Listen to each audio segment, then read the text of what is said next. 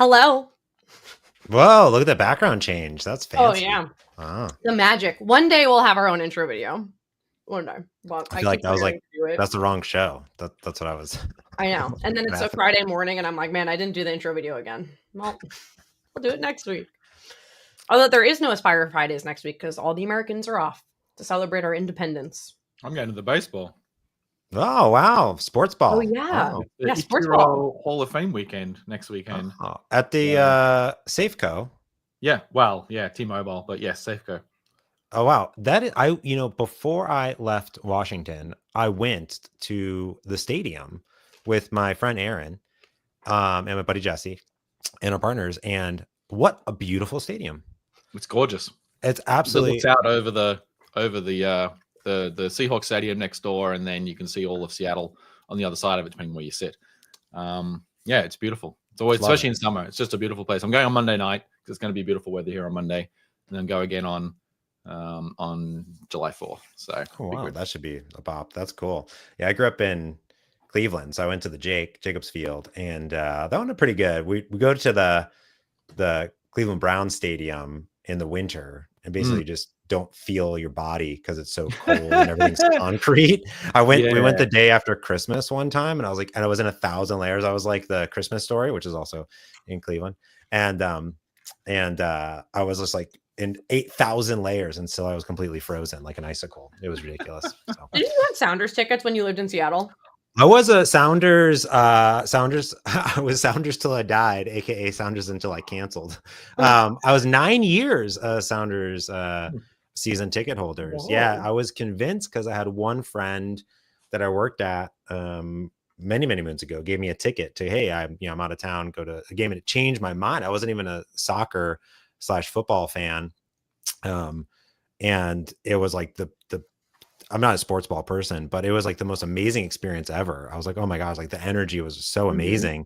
And I was like, I got to become a season ticket holder. So even after I moved, I still was, and we'd come back like on occasion, but I just got sort of sick of the Ticketmaster selling tickets and doing stuff. But anyways, Sounders, woof, what an experience. As far as I like soccer because it's 90 minutes. You get in and you get out. The problem with baseball, you'd be there. You don't have to stay the whole time. But this is, we could go into a whole thing about baseball as I'm only a new, it's much faster now too. It's much faster the last couple of years after the rule changes. Right. But in the scheme of things, obviously I'm new to it. Like I grew up watching cricket, not baseball, but there are some similarities. But it is interesting reading articles from people who talk about baseball as an American cultural phenomenon and how the purpose of baseball was to create time where you had nothing else to do. The whole point was to go there, watch a slow game so you could talk to people that you wanted to be with. And that was the intent. It wasn't meant to be a flashy, go and watch some to 90 minutes of entertainment type thing.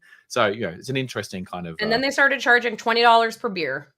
Well, it depends on what beer you buy. Like if you're a snob like me, then yeah. But if they do have the value cans. We used to go to maybe in your modern baseball park, but if you go into Fenway Park, I don't think you can get a beer for under $20. That's the trade-off you make for nostalgia and history. I know. You can't see the field from half of the place. Getting tetanus from all the. You got to go to the spring trainings. When I lived in Arizona, we used to go to the spring trainings all the time. I always wanted to go. Those are fun. I'm going because my son's moving to Phoenix next month. August for college, and so I'll definitely be visiting him in spring, and we'll go see spring training. That's so cool. That'd be so fun. The last point I was going to make on that, James, about the Ticketmaster thing is the nice thing about little plug for the Mariners Flex membership is that you pay a fixed price up front for an annual membership, and then when you buy tickets, if you decide you don't want them, you can just give them back to the Mariners, and they refund it back into your credit, and so which is kind of cool. Nice. But you just have to use your credit doesn't carry over year to year. So as long as you're committed to going to 6 or 7 games, it's worth it basically. So that's great. That's how it should be. I love that. Yeah, because everyone's schedule's all crazy nowadays. So it's like you never know when you're actually going to be there. So I mean, there are about 1,000 baseball games. So yeah, exactly. Yep. And I missed the Red Sox being in Seattle last time I was in Seattle by a week. Oh, that was so because we were going to go, and then it was like, nope. But anyways.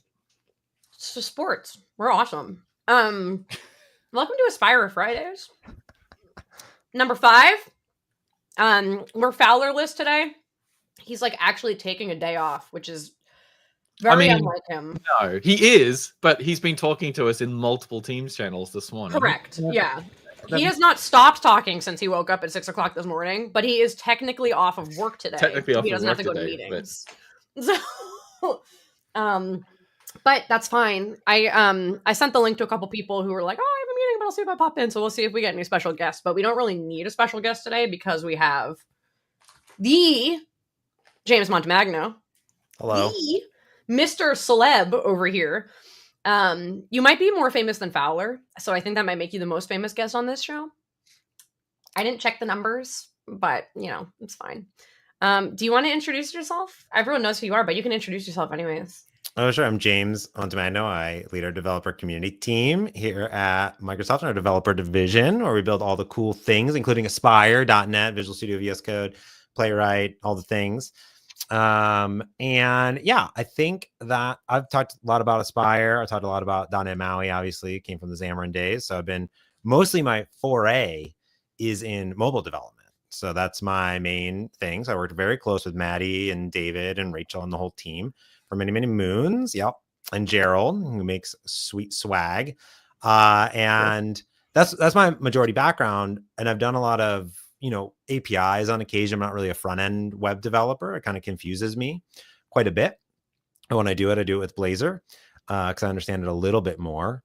And recently, I've been doing a lot of AI-driven development and doing a lot of things that kind of help the team or myself kind of gather feedback, do analysis, do a bunch of stuff. So I've been vibe coding a lot of different things that have turned into big projects. And actually, the Feedback Flow app in general is actually a fork of David Fowler's, who's not here because he didn't want to do it. The code is diverged by hundreds of thousands of lines at this point. But David created some command line tools to go scrape comments from like YouTube videos or Hacker News articles. And I thought that was cool, but I hate the command line. So I'm never going to use it. So I need a GUI because I'm a GUI person. So you're GUI? That's gross. I'm a GUI person. He has a GUI center. GUI center. And so I built Feedback Flow, which is an app that helps us analyze and do sentiment analysis, does all the AI stuff and does all the stuff for us. And I've been building it out a lot on GitHub and doing a bunch of stuff and vibe coding a bunch of stuff. And it started with just a functions backend, a Blazor front end, and has grown, but I'm pretty sure I'm doing everything wrong. I have Aspire in there, but I don't really use it. And then I don't even know if I grow it. Like I was telling you guys in the chat, I was like, I want to use like, storage correct and authentication correct and databases correct. And I'm not even like, or potentially use them. I don't know what route to go. So I funnily enough, I present on Aspire all the time. I use it in almost all my apps. It doesn't mean I'm doing it right necessarily, or like in a real production app where I can kind of hello world anything. But what's cool about this one is it's open source too. So, we'll see what we can commit. When you said Feedback Flow, I was very excited because I remember distinctly when Fowler like built Feedback Flow over a weekend because there was a Reddit thread that went off the rails. And he was like, I want an analysis of this Reddit thread. And we were like, okay. And that's how it began. And then it was like, run it through YouTube, run it through all of it.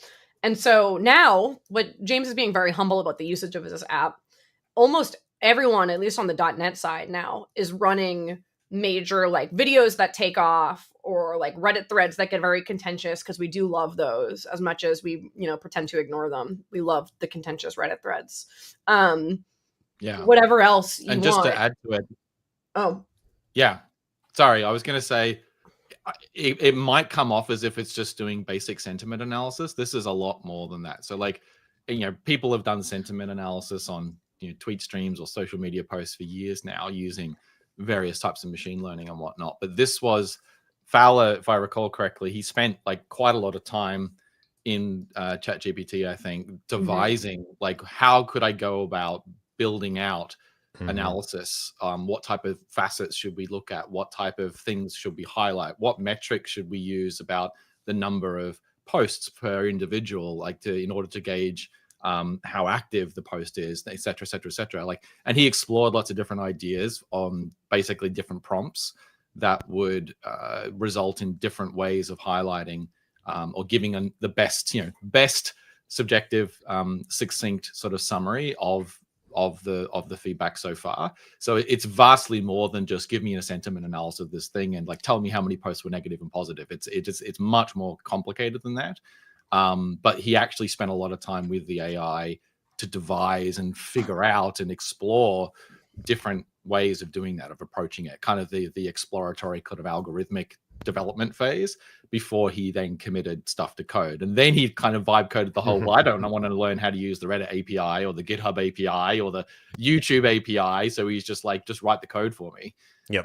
And so I think it was one of his first real forays into vibe coding before it was even called vibe coding. I think this actually happened before the term vibe coding had taken off. Like this, it did. It totally did. Yeah, it did. But he literally, he didn't write the vast majority of the code. He got the AI to do it. And as you said, James kind of took it and ran with it and turned it into something that's polished and nice. Yeah. So I'll show you what it looks like today, which also this application. So the first thing I did is I refactored all of his code into reusable bits and pieces because there's a bunch of different command line tools. So I put everything in reusable, basically formats, and then added new services like Blue Sky and Twitter and things like that on top of it. And then added a functions backend, a web front end, and aspired it up. And I even followed his naming conventions, except for the Aspire stuff. But it's like shared. It was like RD dump, Hacker News dump. So I put shared dump and then YouTube dump. So, but this is the app, and there is a dark mode. So this app was not. It was written by me, but authored by Copilot. So like Fowler, I've written maybe like 20 lines of code in this entire app personally by hand. So this is a real application that lives on the internet. And it's using my real personal Azure subscription. I like light mode better. So for example, let's say I went to into like a video of mine and I copied this link and then I shoved it in here and then I hit analyze comments. It goes off and it goes and pulls all those comments from YouTube. And then it's going to also now call into, and I like my confetti. Thank you very much. Confetti is new? Is that new? No, it's been there forever. No. Oh. If you don't have confetti in your app, then you're not living. I usually do it on my phone. Maybe I didn't notice. Probably. So this went off and it just called Azure OpenAI services to do sentiment analysis. And specifically, it has prompts. So you were talking about prompts. These are the prompts that it sends, and you can customize them off. So basically, inspired by Fowler, each service has its own prompt specifically. They're all kind of the same. But if you are very interested in, I'm using Hacker News or YouTube for a specific thing, you're a marketing person, you might change it to be more interested in a specific video. It's very tailored towards us.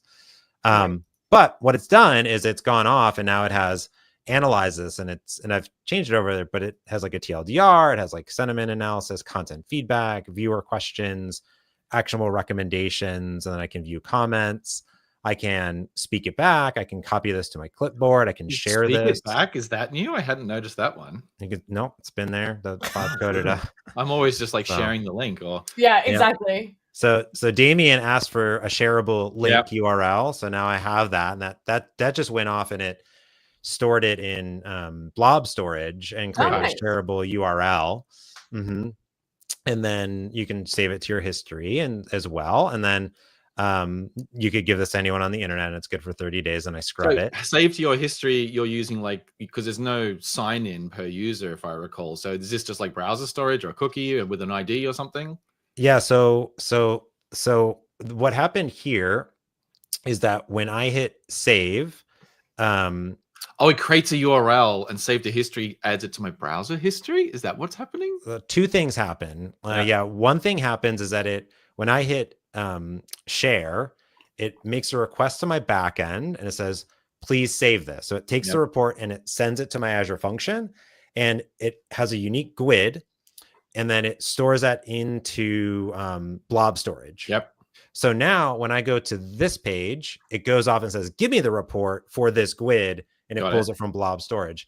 Now, the other thing that it has done is in my saved, these are all my saved analysis, and these are all local. So these are local in here. Yes. If I go into my index DB, love it. These are stored here basically for each entry. Now, I have a plan in the future to not do this. I don't have user accounts right now, so everything is in browser. Yep. However, there's obviously there's some backend, right, which is the table storage, which is cool. And it's actually kind of, I think, really illustrative of the journey that web apps can take now, because the browsers are so rich. It is actually, you can start with a fully front end thing and still get things like memory and saving and even indexing locally and all those type of things before you get a back end. And then once you get a back end, you can think about, okay, now I need to migrate some of these features to be back end powered, so I get portability across browsers and devices and whatnot. But in the past, that kind of just wasn't possible. In the past, like before browsers had features like that, where all you could store was a cookie. Now you can actually build stuff out that way. It's kind of curious and interesting, I think, that you did that. But I imagine that's pretty common now. People start out with a very browser focused, use the features, and then once they add a backend, they might start migrating more of that functionality to the backend.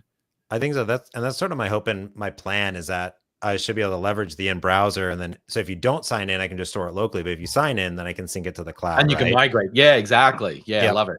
So that's going to be sort of my plan. Now, the other thing that I'm doing here too, and this is in a feature branch that Copilot and I are jamming on right now, pretty in depth. This is a pretty big PR. So I have this big PR, which is the reports feature. So I have another feature in this app, which is called reports.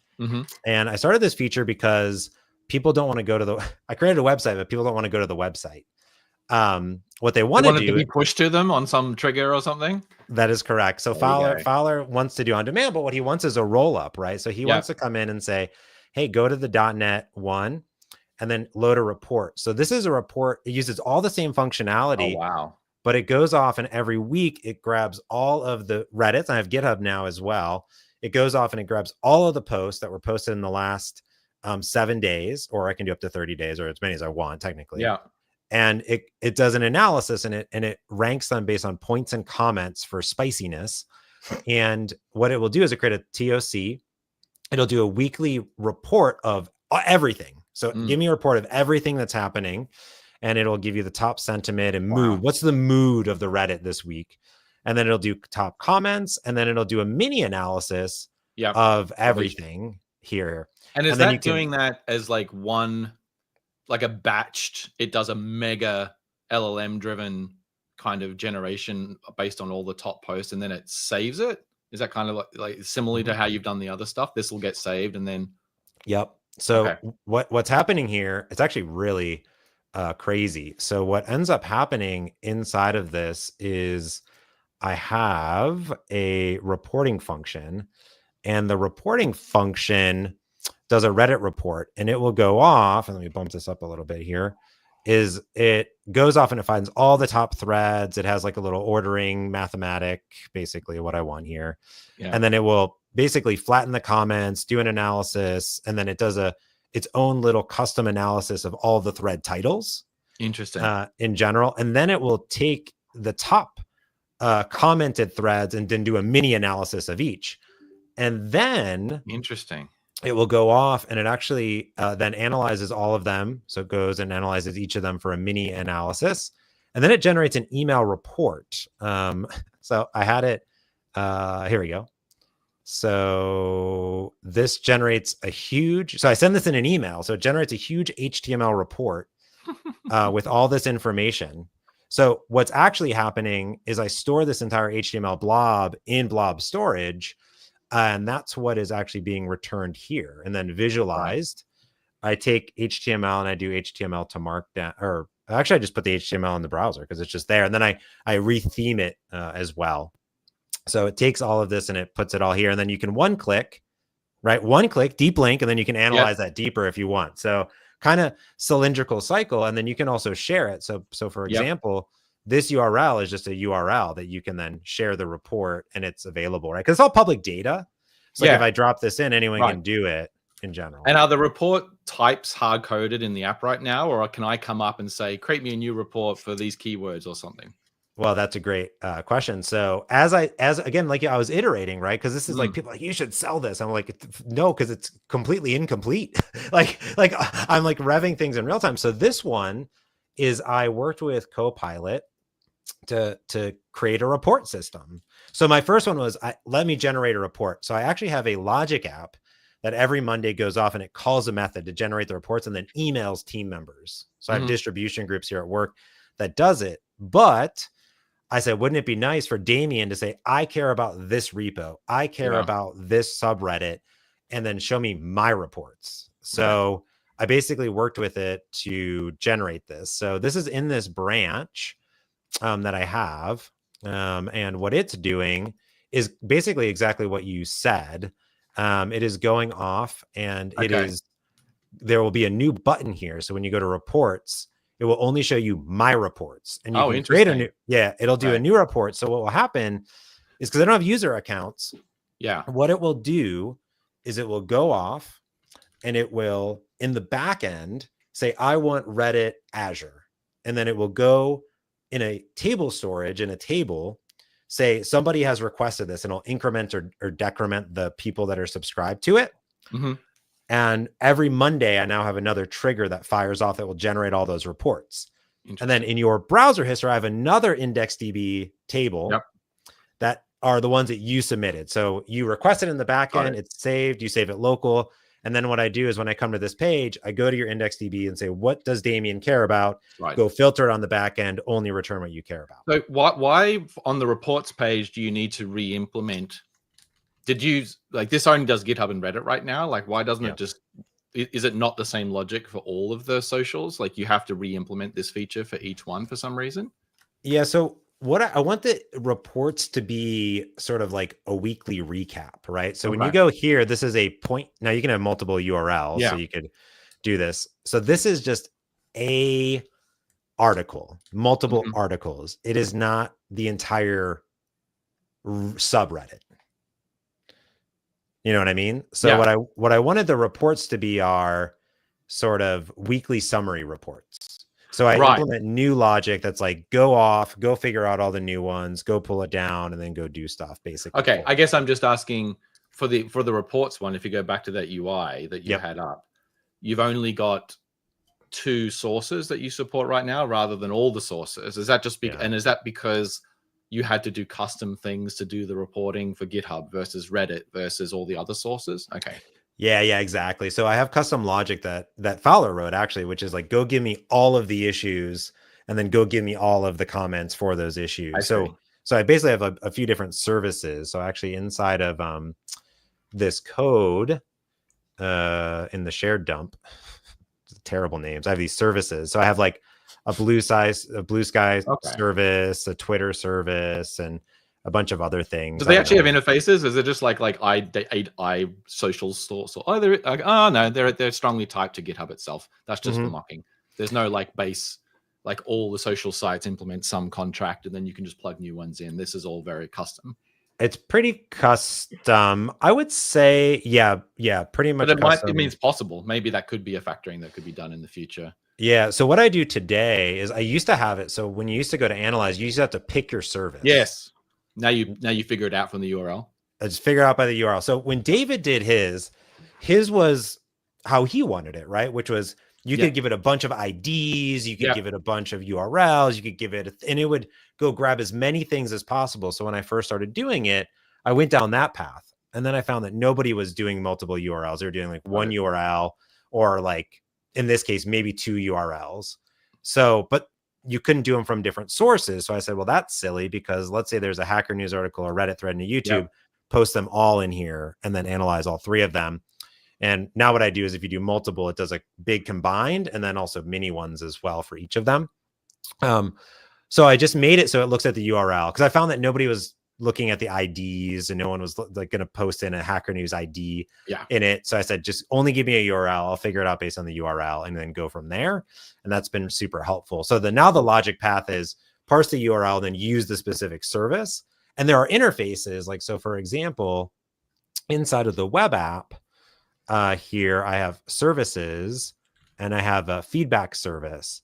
And there's basically all of these different services that know how to talk to Hacker News or Reddit or things like that. So this one does look like it's a provider model, and exactly, the provider spits out the right implementation based on some name or URL or whatever it might be. Exactly. And they all base off of feedback service. So a feedback service has the concept of get comments, analyze comments. So from my UI, I just say, go do this. Interesting. Like and a couple of thoughts coming to my mind. One, you touched on this before when people are like, oh my gosh, you should like sell this. Like this literally were startups. There are companies like, if you think back to the beginning of socials, and then they're like, now we're like 18 years in or so. I know people pay for like social analytics sites and that do this type of functionality. This is entire startups. I just love the fact that in some way you could argue this is another demonstration of how AI assistance is helping like things just be done with a lot less resources and much more quickly. Because like I can absolutely see all the types of features that you've talked about, and then all the ones that one would expect next just being added by you and the agent in basically your spare time. And rather than this being some startup that's doing this. The second part that occurs to me obviously is this is all very user facing right now, and even though the reports is kind of the first automated cron type of stuff that you're going to do, but thinking forward to like agentic style stuff, you could absolutely imagine now a persistent agent that's scanning for trends on all of these sites on keywords that you determine. So that was one of the inputs to the system, but then it could proactively detect and analyze and summarize things that become trends before you even realize that they're a trend. And then, and that seems like a very logical and natural extension of this. And again, like people have been building stuff like that for decades, but building that now, like I think the more people understand, or it's just more accessible how to build those type of systems now because of the advent of LLMs in the last couple of years. And now, the agent infrastructure and platforms that are now available to us. Like you said, you're running on Azure for this, so you don't have to really think about the compute too much. You could throw an AI Foundry agent on this without a lot of effort, and then it would just be, doing the thing that you tell it to do. So I'm really interested to see where you take this as more and more people start using it. And a lot it's been really fun because I'll get random emails from people in crazy parts of the company that are like, oh, I stumbled upon this. And like, here's my wish list. Right. And some of the things aren't that far. A lot of the custom reports, a lot of the shareable stuff, like stuff that are there. And then once I have the ideas, I just throw it in there. So it's been really collaborative. I mean, I would say, I added this glassy UI. Claude did at least. Glass is cool again, I heard. Yeah. The glassiness. I did it before they did the glass, which is funny. And then I added a little like what's new section. So this is just like a little markdown file. And then I have a submit feedback button. But yeah, I've been adding and like really changing the UI a lot based on feedback. And well, this is something like you said, it's like I would have never been able to build this at all. Yeah. And I built the original prototype, by the way, in like 2 days. Yeah. Like in general. And then it was really fun. And I feel bad for my wife because I was really into the flow of the vibes that I was having. And I would be up at like 2 a.m. vibe coding. And I couldn't stop myself. Yeah. And the problem that I had is Fowler's also up at 2 a.m. Yeah. Oh, you're screwed. You're screwed. him and I are on Twitter and DMs just going back and forth. It's like this and then that thing and then this thing. And the dopamine loop just continues. Yeah. and like, me, I'm like, fanboying out over here because like Fowler and I talk quite often, but it's never been like a distinguished engineer is like using a thing that I built. Yeah. I vibed and I was like, oh my gosh, I'm like, I need to make it perfect for Damian, for Damian and Fowler. Then, oh my God, I was like, and then when you asked the question, I was like, I gotta make it for Damian. Then Fowler's asking this thing. I was like, oh my gosh. So it was really fun. And then, now it's like a whole bunch of people. And then Amanda, our CVP's using it. And I was like, oh my God. Yeah. It's super helpful. Yeah. I vibe coded our AspiriFridays bingo board, like the same thing. I was watching the Pacers game rip and on a Monday night. And I was just sitting there and Maddy, you need to share the URL. I've shared it a few times in the chat, but not recently. Hold on. Bingo game. AspiriFriday.live, baby. Oh, wow. Ripped that right off from Jeff. He's gonna make me a subdomain with an E, AspiriFied. Hang on, Aspire. I own both, so I should really just add a redirect. AspiriFied. Oh, there we go. Live. Okay. .live. Okay, perfect. Vibes. I can tell you vibed it because when you hover over stuff, it gets bigger. That's how you know. That's like the AI, like. Yep. I was going to ask you, James, like one of the things I'm actually most curious about with people vibe coding stuff, especially on the web, is the styling aspect. Because before I joined Microsoft, back in my actual professional web developer days, that on the teams, I was usually the person doing all the CSS. Like I was back in the heyday of IE6, we still had to support and all the cross-browser BS that we had to deal with. Like I was the guy who had that knowledge, and so I was always the one doing the styling, and I'd be taking the Photoshop mock-ups and tweaking them and then pushing them into styles. And now, like so much of this looks like you can just ask the AI, make the UI look like this. No, not like that. Like this a slightly different hue or whatever. Is that what you did for this? Like, is this the actual theming and the styling and like the actual aesthetic? Is that something you just spoke to the LLM about and it produced all of that? Or did you guide it with like actual concrete stuff at all? No, I just told it to do it. Wow. I mean, and then I was guiding it, right? So I told it like how, if I wanted pills or I wanted like some like, hover like effects or, I want, and you can see there's inconsistencies, right? So if you go here, not perfect, but you go to feeds, like this is, that's pretty nice, right? That's so pretty nice. Yeah, but it's like if I go to this, it's different. I actually fix this. So like there's, it's kind of, and actually the new version, there's actually a glossy, really cool button. So like you kind of give it the base, and based on what model I'm using is kind of like what it kind of goes with. But I've been really working on the custom instructions to kind of give it more narration of what I want. But it was originally like a green, and then I went with like this kind of pastel-y purple because it was kind of Easter time, and I kind of vibed on it. It was pretty good. I had to generate the icon for it with an SVG, but no, I basically have just like told it what I want and the vibes. Did it pick the CSS framework or anything, or is it all raw CSS or raw CSS, man? Oh, really? Okay. All look at this. Oh, it's beautiful. 1,000 lines, and then there's razor.css's for each of them for each as page, well. Sorry, each component. Yeah, each component. Yep. Wow. So funnily enough, one of the biggest problems I ran into was at some point, somewhere, somehow, inside of my, where's it at? Inside of my, again, this is me not even knowing where any of the files are. Where's the web app at? There's like a file in the properties. No, in the components. Yeah, in the imports. Nope, in the app. I don't understand how Blazor works. So there was, for the longest time, I ran into this problem because somebody, might have been me, deleted this one line of code. Oh, then you lost all your styles. So, but like I never had them to begin with. Oh, okay. And like Bootstrap, it says it's using Bootstrap here at least. Bootstrap icons and Bootstrap. Okay, yeah. But that's the default in Blazor. Yeah, that's just what Blazor Well, it's in the templates. It's the default, sure. Yeah. So you are using a CSS framework. Okay. Yeah, and I did tell it. I tell it in my custom instructions what I'm using. Yeah. Got exactly. It. Yeah. Okay. And then it's gone off, and I've told it about like, this is like Fowler, David Pine's like speech synthesis library, and then Pine mentioned that's on the bingo board. Maddy. So I didn't ask yet. I see Blazor Web. So this is Blazor Web, like .NET 8 and above, new SSR plus server. Like components can decide their interaction mode. It's that Blazor. Server only, baby. Okay, so it's good, perfect, love it. Just easier to reason. one route, server only. That's it. Love Minimal dependencies, just Markdig and just this. But yeah, just .NET 9, Rocket. Whatever these warnings are, I don't care. And that's required. Pretty much it. Yeah.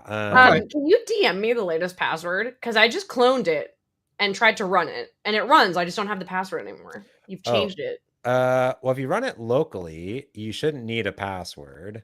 Oh, it says authentication required. Oh, you know what you need to do is you need to go into, well, I don't know, share your screen. Let's figure it out together. Well, this is what I'm saying. So right? One of our I don't know, Aspire. Well, how do you do this show? Is that anyone should be able to clone and run, right? You should be able to, yeah. And now you failed. Correct. So this is where we'll begin, I guess. Yeah. So are we helping you fix it? You're going to make me a PR against it? Is that what's happening? I can do that. I can do it too, but I already have it running. So, you should, it's, you know what it probably is a, oh, you know, there is a password. You need to set the password locally. Okay. Okay. Let me know when to bring up your screen. Oh yeah, sorry. I'll do it at the stage. Whoa. Wow. What's okay. up? So perfect. Okay. So yes. So there is a password, but this is a dev password on your local machine that you need to find. So the first thing is find the password, Maddy. Okay, no, go into your feedback web app and then drop that down. Oh god. There's so many files. And then open that app settings.json. Perfect. There's your password. It's password. Oh, love it. So we could just add the, I mean, you know, we should invite Barry onto this stream and just watch him melt down at all the things in this app, because I was noticing a bunch of other stuff too, and I'm like, there's some things we could do on this web app to perhaps bring it up to slightly better security practices. But fine. Just ask Copilot to fix it. So there's a few things here of interest. So yes, one, how the web app works is that because it's calling functions, each function has a unique key. So you need the code for each. I'm not running locally. It doesn't matter. I like how you copied and pasted password. I know. I don't know why I did that. That was a good habit. Now this probably also won't work because if you look in those app settings, none of the keys are there. Well, wait, so this when you're doing local dev, this is the key question for Aspirifying. When you're doing local dev, you're talking to Azure? No, absolutely not. Oh, okay. No, when I'm doing local dev, so there's two modes. So go back into the project for me, Maddy. When you're done, I know Aspirify and see where it fails. It's definitely not going to work. It's going to say I know it's not going to work. Well, I don't know. Is it going to work? I don't know. It's doing nice. Yeah, exactly. No valid comments for fans. Okay, so a few things here. One, notice that this is the password, so that's like my password to get into the app. And on local dev, it doesn't matter because it doesn't really matter. So there's a few things. So one, there's a base URL there. Yep. So that is like that's my service discovery. Okay. Is a base URL, which I've not coded here, but we'll get to it because it is in the app host. But see, there's a use mocks. Yep. So there's two modes. If you turn that to true inside the web app, it will return mock data for everything. So if you post in a URL, it'll give you mock data so you can build out the UI and do stuff. Remove dependencies, like just, There's no backend. But basically, there's no backend anymore. Now, that being said, if you go into the feedback functions, Maddy, and then local settings.json. Nice. Notice here, this is where all the API keys go. So if you actually wanted to do real development, you wouldn't put them here. You'd actually put them into a secrets file. Right. But I used it as a reference. Right. You could go configure all of these tokens, which you're definitely not going to do. However, notice that there's a use mocks in the backend. So the question is, do you want your front end to talk to the backend and to the backend to return fake data, or do you want the web app to have just like local dev only, no backend mode? So I've configured this and I vibe coded it this week, basically, for you guys. So that one or both could be true or false, right? So if the backend is true, then that means the front end is going to want to talk to the backend. You'll need to configure the URL. Yep. And then if the front end is set to true for mock data, then it doesn't care about the backend, right? So if you go into the app host, did you run the app host? Yeah, that's how I ran. I just Aspire ran, command lined it. Perfect. So so look, it's actually set up. Okay. So it's there. Now, here's some fun facts. If you run the function by itself, it will run it on 7204. However, so if you go to your Aspire dashboard for me, Maddy. All right. Let me pull up my thing back. I unrendered it. Shoot. Is it? Oh yeah, there it is. No, I had to. We have a bunch of rendering issues in the 9.3 version of the CLI. Alex had a good question in the chat about what if we could prompt you for some of these values? And I will probably upgrade this to the preview to show you how to do that. I want you to note that it says 7204, but rest assured, it's definitely not running on 7204. Oh, great. Love that for us. So it says it is. It says it is, but click on it. Like, it's not. Oh, it is. What? How? I mean, I was going to say we wouldn't lie to you, James. Like, what do you say? Go to the logs. On my machine, it runs on a different port. That is for sure. Oh, it is. Okay, this is crazy then. Because on my machine, it runs on 7071 for some ungodly reason. And that's hilarious. And I can't figure out how why. you know this is like purely a half-ass AspiriFi here. Like, yeah. If you see a hard-coded URL, typically that, especially a local host URL, in the app host C# code, that is peak half-assery. It wasn't always that way. If you were to go, it wasn't. So I was working with this with Glenn for a keynote. I couldn't get it to work. But if you actually go into the history of this file, let me see if I can find the history here of this file. I was doing something way better. I'm going to find it. I've refactored it 3 days ago. I'm going to find the commit for us here. Perfect. Okay. I was doing this. I was doing feedback functions project.get endpoint HTTP. I was doing that instead of hard coding the URL. Okay. Yep. That's better. That's good. Because I already had so here's the thing. I already had existing environment variables, right? Named with semicolons, which means I can't run it on a Linux environment. Right. Fun. I didn't know that until I tried to deploy it. Oops. And that's why we double underscore it in every other show where we've done this, and we've retroactively set up the app host to use the existing environment variables or config settings of the app. We double underscore where there's usually a colon, and that's because of what you just said. You can't use colons in environment variables on non-Windows platforms. Yeah, and the other thing of interest is I alwaase have these warnings, which is that because of the project name is all lowercase, Aspire gets mad at that too. So I always get a warning that Aspire, that's not Aspire, that's C#. Oh, it's C#. So what happens is C# introduced a warning not that long ago, if I recall, but someone in the chat can correct me if I'm wrong.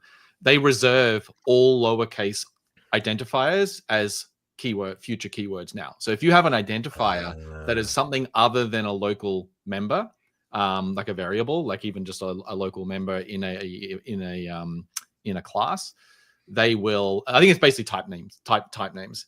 They will say, yeah, this is reserved, and they give you a warning because they don't want to break you in the future. But if you have, because Aspire app host generates code behind the scenes based on your project references, your feedback web app folder, I'm assuming, has a feedback web app.csproj, which is all lowercase, which means we generate a type that is all lowercase. And so then the C# thing kicks up. Yeah, I've noticed that as well.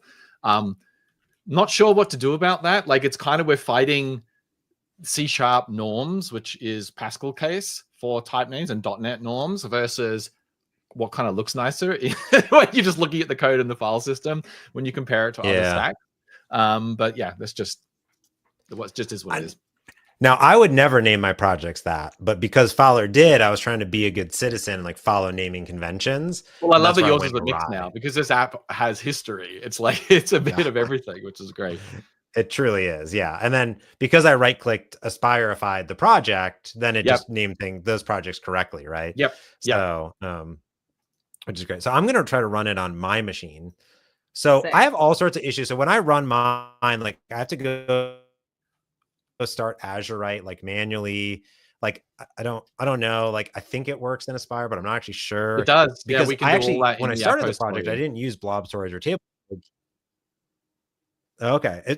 Do I need to do work though for that to happen? Yeah. It's a hosting integration. So you need to add a package that says I use. Basically, the way to think about Aspire is you need to tell us about all the things that your app needs. You need to tell us about the topology or the architecture of your app from a systems architecture point of view. I have a web app and it talks to a database and it's a SQL or a Postgres, or I talk to Azure Storage, or I talk to AWS, whatever.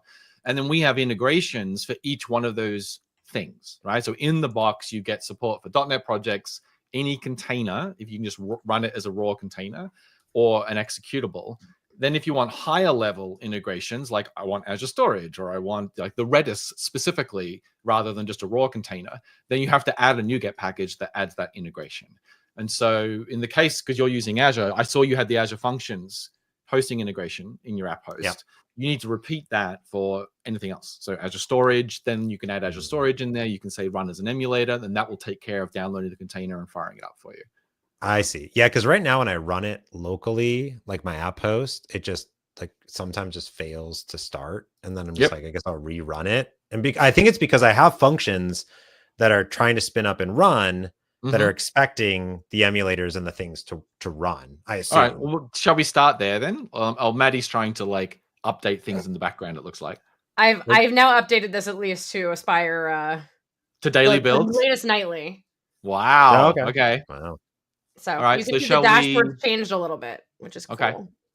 Shall we go to the app host? And it sounds like the first thing maybe to try is either getting rid of that URL that's in the app host, because that's really bugging me, or add Azure Storage. Well, let's do James, you pick. It's your app. Yeah, I mean, you could start by the URL. I'm trying to get it to see if my URL is correct on this machine or not. So just so I'm clear, Feedback API, that's the functions project. That's what that's pointing at, the functions hosted API. Is that right? So line 6, that is telling the web app that this is where the functions live. Got it. Base URL. So it is the function. So we should be able to just pass in a reference to the feedback functions project. Okay, so if you do that, that will set a different environment variable, and he'll have to update the web app to use service discovery, which we could do. Then I got to change my Azure. Why do you have to change your Azure? Oh, I guess I wouldn't have to change my Azure. It depends. Like if you change environment variables and you're not deploying through AZD with Aspire, then yes, you have to go and manually change the environment variables that you've manually set in your production instance to use. So I would typically get it working without adopting service discovery first, just so you do one thing at a time. Yeah, because right now Maddy, like wants to do it all. Throughout the source code, if you were to search for feedback API : base URL, you're going to find about 1,000 references to it. Oh no! Oh really? 10. Yeah. I mean, at least it's parameterized. At least it's config. That's true. Yeah. So do a search for that. Yeah. Do a search for the feedback API base URL. I mean, get endpoint, Maddy. Yep. And then it'll be either HTTP or HTTPS typically, just whatever. Yeah. That's it. That'll be the name. I think I did HTTP. Hold on. How many? Oh, by the way, everybody look at this. Did you know you can move your VS Code sidebar to the bottom? I did not. Safia showed a demo to me the other day, and I was like, stop the demo. I don't care. How did you do that? It's just a setting. Well, there you go. And now I'm obsessed with it. Anyways, would you say feedback API : base URL? Yes. Again, that's not too bad. I want you to remember that I didn't write the code. Yeah, that's true. That's true. So every service is like injecting in configurations so it can get so the other part that I don't like about this is that every service, the GitHub service, the YouTube service, like everything needs to call the functions backend, and every function has a different unique function code, right? So if you go in a key has a different API key. Yeah, API key. Yeah. So if you go into that app settings.json that you have there in the first tab there, Maddy. This is the downside of using API keys for everything, by the way. Yeah. Like, so notice they're really easy when you start, and then it's like they don't scale well, and they're super prone to being leaked. so you could use certs. Yeah, notice use the same cert for all of them if you wanted to. Yeah, notice every time I add a new API to the function backend, I have to go and see what I've done here. Now here's the thing. When you just say to Copilot, "Is this really the most efficient way?" Oh my lord! Hang on, wait.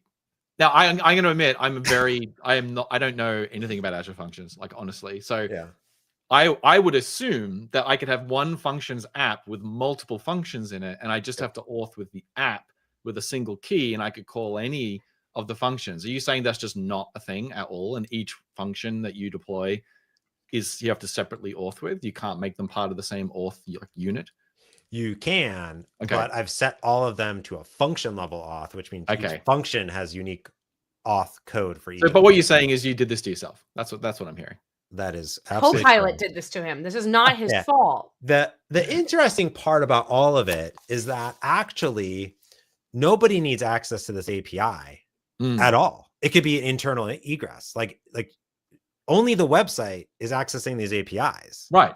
Like I've made it so difficult on myself for no reason, even though I love functions, but really each function is just an API, right? So like there's no reason there's like one, I love functions because I don't have to spin up a server, but the thing that has happened here is that every time I add a new API, there's a new thing, and now there's a Fowler staring. Now I'm just gonna be like, oh gosh. So I don't even know if I want to put him up on the screen because I'm afraid of what. There he is. He's here. What did you do to my code? That's why I didn't want to. I'm so scared. So I have these keys everywhere. So if you were to search for one of these keys, Maddy, like any of them, they're going to be all sprinkled throughout. The whole thing. I mean, at least in one. So it's not terrible, right? But it's like they're all there. Yeah. So it's not ideal. Now, obviously, running local dev, you don't need keys because there's no keys. It's only when I deploy.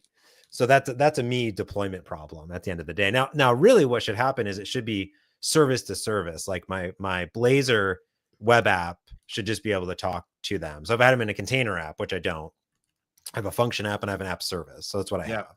And I would love to actually simplify it more. But anyways, that's the vibe coding infrastructure that I have today. Okay, so I think let's go back and focus on your app host and getting more stuff coordinated via the app host. I mean, that's really what Aspirifying is about as a first step, is getting the benefits of the app host. And that means describing more stuff, add more stuff to the app host, and try to do it in a way that doesn't mean your app has to change, right? Like that's the first phase we would typically recommend, is like get an app host, start adding stuff to it, adapt it to the shape that your app already expects. So that means what we're doing here to set specific environment variables you already read, and then we can start going from there. So are we sure it's HTTPS, Maddy? So line 6, the functions project, when you start that locally, is it going to listen on HTTPS or HTTP by default?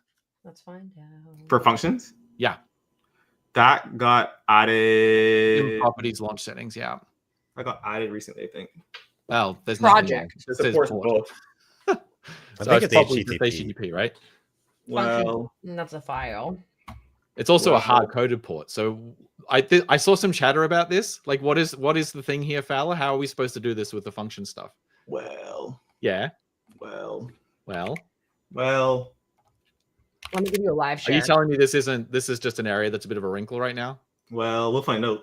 Okay, so tell us what to do. Hold on, go back to the code. Huh? Yeah. The app host. The app host. Yeah. Why are you calling get endpoint? Because he's not using service discovery. We're pushing it into the existing environment variable. I see. Yeah. Because I had created these and deployed these before I added Aspire to it. How dare you, James? I know. Well, it was the one part of the project that I had to do manual work on, and Copilot didn't write. So there's that. Tough, So it was a manual effort on my part, but I added it later because I wanted to demo it, obviously, and get things working. But since then, the main problems I keep running into is also whenever I add a new blob storage or table, I have to go manually create those in the back end and on the machines. I don't even know if any of that stuff will work because there's blobs and tables. So I have to install Storage Explorer, then connect to the emulator and get Azure running, and everything is just terrible basically. That's easy. Everything works on my machine until I go to another machine and then have to redo it all. We need an Aspire version of the works on my machine sticker meme, which is works on all machines now with a little Aspire happy face or something. I like that. Hold on, I should write that down. Very good, Damian. And then we can award it to projects after they've been Aspirified and say, now works on all machines. Works on your machine. Oh, that's better. Yeah. Yeah, on the dev in the chat came to the same conclusion I did at the same time. Works on your machine. Works on my machine. Works on your machine. That's pretty good. I do think it is HTTP, Maddy. Okay. I think it's HTTP by default. So I think it only turns on HTTPS if you pass in the use HTTPS argument command line option. Then we detect it. Let's just call this bit undercooked at the moment, and we will just work around it. Okay. Sweet. Ooh. So, and the add Azure Functions project will start the emulator automatically in run mode. I don't have to tell it. I want to run an emulator. You should use __ instead of. He talked about, well, yeah, that should work, by the way, Jane. Just change it to __. Yeah. The ASP.NET Core config system will map that to : when it's doing the config binding. Because that does not work on non-Windows machines. That's, yeah, we talked about that. I learned that, Fowler. I learned that the hard way. So I went to go deploy, and I was like, oh, I'm going to save some money. I'm going to deploy it on Linux. And then I went to go set up environment variables, and it was like, no. And I was like, oh, I guess I'm creating a Windows machine. So now it's hosted on Windows. Because I didn't know this. Again, I'm not a web developer. I don't know what I'm doing. It works. Okay. So that works. Functions is running. The funny part is I can't even get this running on my machine, but somehow Maddy has it like running on her machine. It does not work for me, which is great. Because I'm magical. That's why. You are magical. What just happened to all my browsers? Why did you do that? Okay, I fixed it. That's a new bingo thing. Maddy gets mad at her computer. Oh, I should add that. That should be any of us, actually. But the other part, Maddy, if you want, right, is like you can change that to use true for the mock data, and then it would actually work on your machine, right? Oh, yeah. Did I change that? I can't remember. Change the back end to do that, though, not the front end. Let's get the front end to talk to our back end, and then change the back end to use mock data, right? But don't do it there. Do it as an environment variable there, right? Yeah, do it in the app host. Yeah. I like to use app hosts as my personal README. So, okay, use mocks false in functions. Use mocks true in functions. I'm just gonna make sure it works, and then we can actually wire it up correctly. Use mocks false. You got James using the newest CLI. Crazy. I just updated it. Yeah. Oh, this is your screen. Yeah, this is my screen. Oh no, that could just be a bool, right? It shouldn't be a string. Line 30. Oh, it can. It's JSON, so we'll map it. Famous last words. Can this? So Maddy's coding.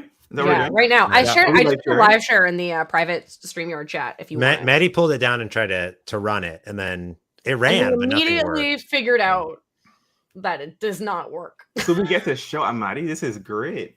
Okay, Maddy. This is going to be really cathartic for you after this week. Actually, this is gonna be good. And we talked about earlier, David, how like I was like super excited that you were so excited about the app and that we were jamming on it. And then I immediately became extremely terrified because I was like, I have this distinguished engineer that's like using code that I vibed, that's giving me all this feedback at 2 a.m. But it was really fun. I would say it was some of the most fun. I use this thing every day. Yeah, you do. Can we? I am constantly being told how much we need to fix things based on Fowler's feedback. Ooh, there we go. Look at this. Did it work? Yep. What? It's not talking off the box or anything. Oh, because at least the app host is launching both, and they're talking to each other. Yeah, view the comments. See what Copilot created. Oh, Copilot creates your mocks. That's debug cool. mask. Yeah. Wait, hold on. What? Does this use data?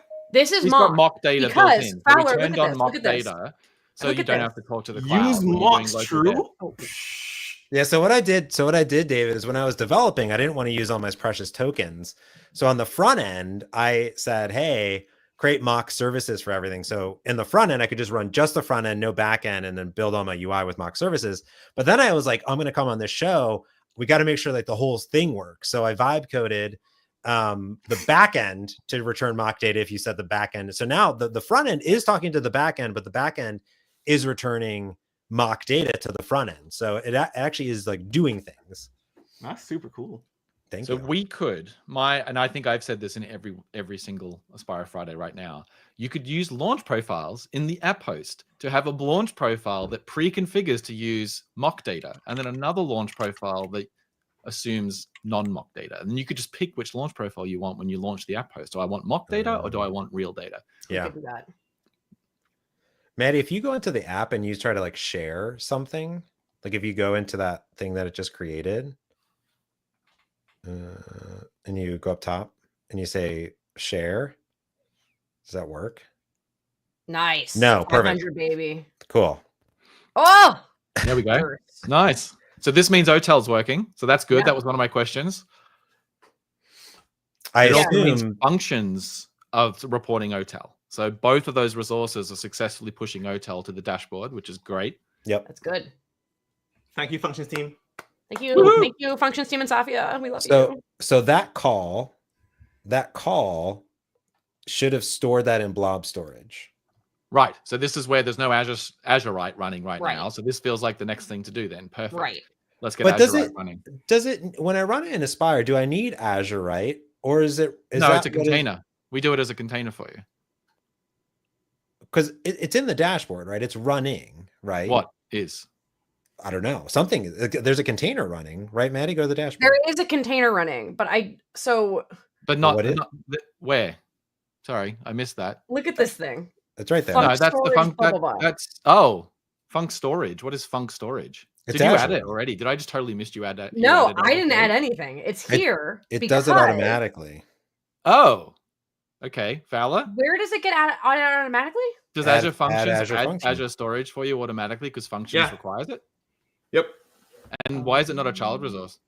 Because it's for every Azure function that you add. Interesting. It can be a child. Okay. It's not one per function. So then how do we flow if it's not we don't have a handle to it? How do we flow? Yeah, how do I change the name of it? What do you want to do? Well, I think what needs to talk to storage, James? Your functions, right? So my function does, but my assumption is if you go to the OTel, my assumption is that the blob container is not created. Oh, sorry. Hold on. Let me look you at are the real in the logs. fun part of functions and learning stuff. No, you are supposed to reuse the whole storage for stuff. The whole storage is for functions. You're not supposed to. No. So this is what functions team kind of this is part of their platform. They need this for their stuff. Yeah. Oh, I'm not supposed to reuse that because I definitely do. No, but you don't. They do. So when you create a blob trigger in functions, and you don't give it a storage account, it will use the default storage. But the default storage is for functions like bookkeeping and stuff. So when you have triggers that need to store state in blob storage for their own bookkeeping, and they happen to let the blob trigger also piggyback on that same storage if you don't specify one. But in theory, you're supposed to specify your own storage account to use for blob. I definitely don't do that. So that would probably be an improvement to the general flow because I've been abusing that storage for the last 15 years of my life. Yeah. I go, there's a storage. The storage is there. I'm gonna abuse Hold on, Maddy. Pause. Stop. Freeze. Oh, bingo board, baby. Bingo. Wait. You can override the whole storage and functions. So what I recommend is start by not changing much and trying to adjust to your current model. Yeah. And then we can once it works, then you can change it. Yep. There's a with host storage. Yep. Where you can pass in the storage account that will override the built-in default. You have to create a storage account first, Maddy, before you pass in the host. Yeah. So I need to do that up here. Yeah. Okay. So why do we need to do anything to make this work right now? If his functions are just relying on the default stuff, why do we have to change anything to get them to work? I'm a bit lost there. I don't know what you said. You want a handle on it to do what? Well, I need to create the blob. Right. That's why. That's why. Okay. Yeah. Specifically because he's not programmatically creating those things. He's assuming they're just there. Yep. Okay. All right. I mean, I'm not. Claude is. So right. What's idiomatic? Huh? What's idiomatic when it comes to Azure storage, creating blobs, containers, like whether you do them as part of infra or do them as part of who should bootstrap that stuff? Unless you need a runtime built containers. If it's fixed, I would do it in infra. Okay, so we should express all that here then in the app. Okay. But Maddy, you're just tabbing and it's just lying to you. None of those things exist. So it literally does. Well, okay, so no, it doesn't. Okay, 60 seconds. Explain what we're supposed to do. So this is fine. You're gonna add storage. You're gonna add blobs. That will not create the blob container. So we added an API in 9.3, which is add blob. How can you listen, Maddy, while you're just vibe coding? The thing is, all the suggestions are always wrong. Yeah, they're horrible, and you can't escape them. But it's fine because I hope we all know that by now. Like they don't work for this stuff yet. This stuff is new. All right. Add blob container. And this will create. This is confusing because the APIs. I don't think we did a good job here. Okay. So this will get like redone at some point. When you call add blobs, it doesn't do anything beyond just give you a connection string for the blob. This is the deep linking to a blob thing. Right. The blob container will do two things. It will create a container and it will give you a reference to like the container and the storage account. So you can like connect to it. This is the whole do you do chaining thing as well? Like because it's add, it's creating a new thing and returning that to you. That's right. So line 5 where you're creating blobs. Personally, I would separate all of these so I have separate variables for each of the thing rather than conflating the container with the blobs, because you're going to need more than one container, James, or do you just use one? No, I have multiple containers and also a table in table storage. Okay, so we're going to just say Maddy. What Maddy's doing now is probably what we want to do. Okay. So I have one the first one is called the shared analysis, but you know these are when you did that, when you hit the share button, it called a backend, and it has a container input. So this is inside the sharing functions as a blob input. And it has the container name, and then it will create a blob with the ID that's passed in, and it's using a default connection of the Azure Web Job Storage. That's the default that it's using, at least for those connections there. You know, in theory, this should be simple. Like in theory, right? In theory, you would just pass your own objects, right? But you just name so many things. I have no idea what is supposed to map to what. Right, so we need to. We're going to feel horribly. Line 7, the name is going to matter here, right? Because that name has to align with whatever his code is assuming is correct. Is that right? Yeah, so that's my shared container. Or are we just going to grab a connection string from this Fowler and inject it into? That will definitely not work. Okay, because you're not using. Yes, I assume you're not using the Aspire integrations to consume the right value. So you're going to use this just to create the container, but not pass in the instance anywhere. Okay. So the name matters. The name is going to be the name of the actual blob container in blob storage. So that name matters. That name has to match whatever you expect it to be. Okay. So that should be shared analysis. Okay. You should copy it. Yeah. Okay. You can type it. I would copy it just to make sure that you don't mess it up. But with an ES. Yeah. ANALYSES. Yeah, perfect. Shared analyses. Analyses. I don't know. It wasn't my naming. That I have to say, this is the best part about vibe coding is nothing's ever my fault anymore. It's always Copilot's fault. It wasn't my fault. I didn't build it. I don't know. Yeah. Just named it that. You're still responsible. The human's responsible. We can't blame the AI sure, yet. Sure, whatever you say. I have another container name called reports, and that one is for those are for those HTML reports. Let's do that then. Okay, so this is analysis container. Yep. Do I even need to assign these? Are we going to pass these as references, or do I just need to create them? I think they just need to exist because we're not going to be passing them in right now. Right. So I can delete the var. You can just delete the variable assignment. What the oh, I almost swore. You nearly did. I'm not giving you that bingo that easy this week. Okay? I'm good. It's another blob. James? Reports. That one's easy. Yep. Oh, it knows. What? How does it know? Oh, because it's in the code. Oh. Mm-hmm. Now I have another. I have a table. I have a table though. Now it's not in your code, but it's in my code because I'm in a branch. So I would love. Let's not try and walk. Let's just crawl. All right. Let's see if we can get the share link to work. Yep. Now that these should exist in the emulator, right? Okay.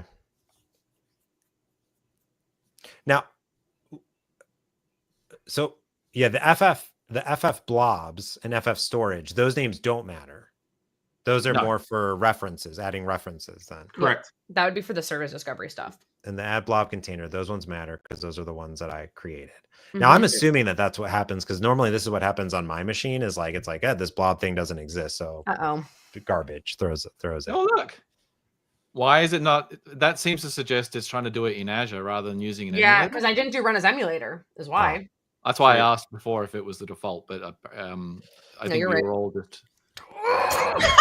Are you hitting tab like multiple times? What are you doing? Tab like by default. It's clear. You can turn it off if you want to. Okay. Tell me how, James. Because I've tried. In the bottom right. No, in the bottom right. There's a Copilot icon. Copilot icon, and then you can toggle off Yeah, code completions. Oh, that's what it is. Yeah, it's just code. Yeah, it's just typical completions. But Yeah, just I thought that the multi-line was next edit suggestion. No. Nope. Next edit suggestion is where it does it somewhere else in the doc, not in where the cursor is. Now, Pierce, if you're still watching, this is your fault. Just for the record, with all my love. So for both of these, Fowler and Damian and Maddy, it is using the storage connection for the Azure Web Job storage. So it's using the built-in. Is that okay? What do you mean okay?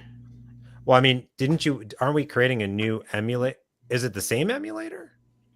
We're replacing the built-in one with one that you are controlling. Yep. So by default, if you say nothing, we will create you a storage account. So now the other one's gone. Now there's the one that we named. FF Storage is the one that we created, and Feedback Functions is now going to be using that. Yeah, so this should know now that this exists. Yeah. And you see, Damian, it became a child resource. That's pretty. Wow. Okay. What? No, it didn't. Oh no, you're right. It didn't. No, that's good. That's good. It shouldn't. Show the graph, Maddy. We haven't done a graph view. Graph view. Yeah. Oh, look at this. Yeah. Ooh. All right. Cool. All right. Now, does this thing work then? I don't Let's know. try. I'm terrified. This is a share link. Yeah, because that's when it actually talks to the store something. That's when it actually blobs everywhere. Joe just made a good point in the chat, Maddy, that we love Aspire Run, but if you actually launch from VS Code, you'll get GitHub in the dashboard so you can diagnose. You'll get Copilot so you can diagnose stuff. We need to update Aspire Run to support that. I know, but that's going to be a real. We need to finish Aspire Run first before we add more features to it. Finish? It's never finished. You mean? Yeah, we need to finish the features before. Cool. It worked then. This all worked. Yeah. So if you go to a new tab, you can paste that URL that just copied to your. So can we explore? We don't have a Azure Storage Explorer like from the dashboard thing, do we? We have so you can. There is none. No. Okay. So you can install the app. You can install. Yeah, it's a Windows app, isn't it? Yep. Which is horrific. But when you say there is none, there clearly is one because they have. There's no browser-based app. No, I'm saying like there is code. It's just like no one stuck it in a container or made it redistributable. Right. Doesn't exist in real life. Come on, people. What's happening? What are you doing, Maddy? Tell that me. Is the new launch experience for C# Dev Kit. You can still pick based on the project, or you can pick like a default startup project to launch. And so if you hit launch startup project, it'll let you pick the app host. What I end up doing, only new functions does not work in VS Code. There you go. Copilot won't work, Maddy, because you're using daily builds. No. Just go back to the command line. Just go back to command line because you move to daily builds. Copilot doesn't light up. Multiple things don't work, including functions. Apparently, functions does not work at all in VS Code. For there you go. Then go back to Aspire Run. And this is why I just use the command line for everything. And you can't debug. Yeah, like there's trade-offs. I don't need to debug. These are hot bits. We're using preview bits here, right? The function stuff isn't cooked. You should also, Maddy. You should now, because you were setting your environment variables in the app settings.json, but now we should set it in here because if Damian pulls this down, it's not going to run, right? Yep. So I could do with and password, right? With password. Well. Just the back. So you want so this is correct because we want the front end to not be using mocks. Right. You want the back end to be using mocks. Right. So you need an environment variable on the back end, which is use mocks to true. Is it feedback API or is it something else? No, it's just use mocks. As a string.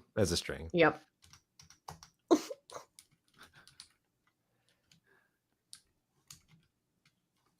To true, yeah. Now, I really do wish, in my personal opinion, that with environment was with env var or something like that. I wish that there was a shortcut. With environment to me sounds like a hosting environment, not an environment variable. James, you could make an extension package, which is like James cool Aspire aliases, and just create your own extension methods with the names that you like. That's a good idea. That seems like I'll Claude do it later. Yeah. Oh god. You could even include analyzers and code fixes so that this gets marked as an error, and then you can control dot and it turns it into the good one that you like. That's pretty funny, actually. There should be more of that in our community. People just like to complain on Reddit. They should just ship their complaints as alternate APIs with code fixes and analyzers. Yeah. I like it. So Fowler, the reason I upgraded this is because there are these environment variables that you might want to toggle on and off at runtime when you dev, and all of this. And Alex was like, "Why don't we have a interaction service that could help with this?" And I was like, "If we have time, now we're set up for it." Are you on the latest version? Yeah. Yeah. What do you want to do? We could prompt, use mocks, turn it on and off. For use mocks specifically? Sure. I thought you want to try it? I mean, we could do it for that. I thought it was for the keys for the individual functions to call the real ones was the. We could do that too. But that's gonna like ask you 100 questions because there's a key per. It could be one prompt, right? One Uber prompt. It could and then you have to put in the key for every single one, right? Yeah. But even that's not going to work unless you deploy. You don't need the keys locally. Yeah, locally. No, but I mean to use real data. If we want this to use real data. Oh, if you needed real data, then the only thing that you would need to do the API keys for the services that we need. It's the API key in the backends, correct? Yeah. So if you go into the local settings JSON, don't we need the keys for all the services? That's what. No, hang on. We're using the same word to say different things. There is the functions backend, and then the functions backend talks to GitHub and to Reddit and to YouTube. All the those calls to the socials, they need API keys. Right. Now that means that, like Maddy, if she's running locally, she has to go and sign up for a dev account at those things or get a patch for GitHub. Like we can't really do anything to automate that today. Correct. Like we don't have anything for that. You need to go and say, I want live GitHub analysis to work locally. I have to go get a personal access token and put that in there. So to Maddy's point, we could make that that would be something we could do as interaction, where we prompt you for those. And then I'm trying to figure out how you would do it. Like you kind of want to do it such that they're all optional. And then anyone you do put in, we save, and then that one's hooked up. And then the other ones are not. And then it uses mocks for those. But at the moment, it's just one big binary mock, all of it, right? Oh yeah, Alex had suggested it for the default password. That was smart. That was what it was originally. For what? There's what was that? A default password for the web app that when you're developing, it's password. It's very complicated. Make it a parameter and it'll do it for you because we have password generation. You can set up to do that. So you should probably put it in the app host because it's not visible, right? The nice thing about the app host is if Maddy came here, the first thing Maddy did when she ran the app, she said, "What's the password?" And I said, well, the password is inside the app settings.json. Right. You just have to know that it exists. So you could just put the password here and then set that on the front end. Yeah. How do I do you're going to hit issues parameter. You didn't put an identifier for your variable. C# doesn't recover from that very well. I think you just do it right on the front end, Maddy. Just the other environment. No. He has invalid syntax is what. So you're going to want... I'm sorry, we're going to create a parameter in the app host that represents the password, and we're going to let app host create a password that's different on Maddy's machine than it is on yours. There'd be no hard-coded dev password. It will be a parameter that says, what do you want the password to the front end to be? And then we'll pass that in to the front end saying, here's your password. It was generated for you. And that way you don't have to have passwords anywhere. It's just like it gets taken care of. Oh, but then how do you know what that password is? You don't have to. That's the problem. But you can look in user secrets locally to find it because we store it in user secrets for you. I see. Right. But then fast forward to a world where you're deploying with Aspire as well. Yeah. We would generate the password as part of deployment. I see. And then for you to discover what their password is, you'd have to go and look in Key Vault. To figure it out. But Yeah, which another thing would say when deploying prompt for the password, and then you would get to choose the production password. Another thing too that I was thinking about for this, there's a few things I was thinking about to make my life better. Is right now, all those bearer tokens and all those things are environment variables, which seems not great.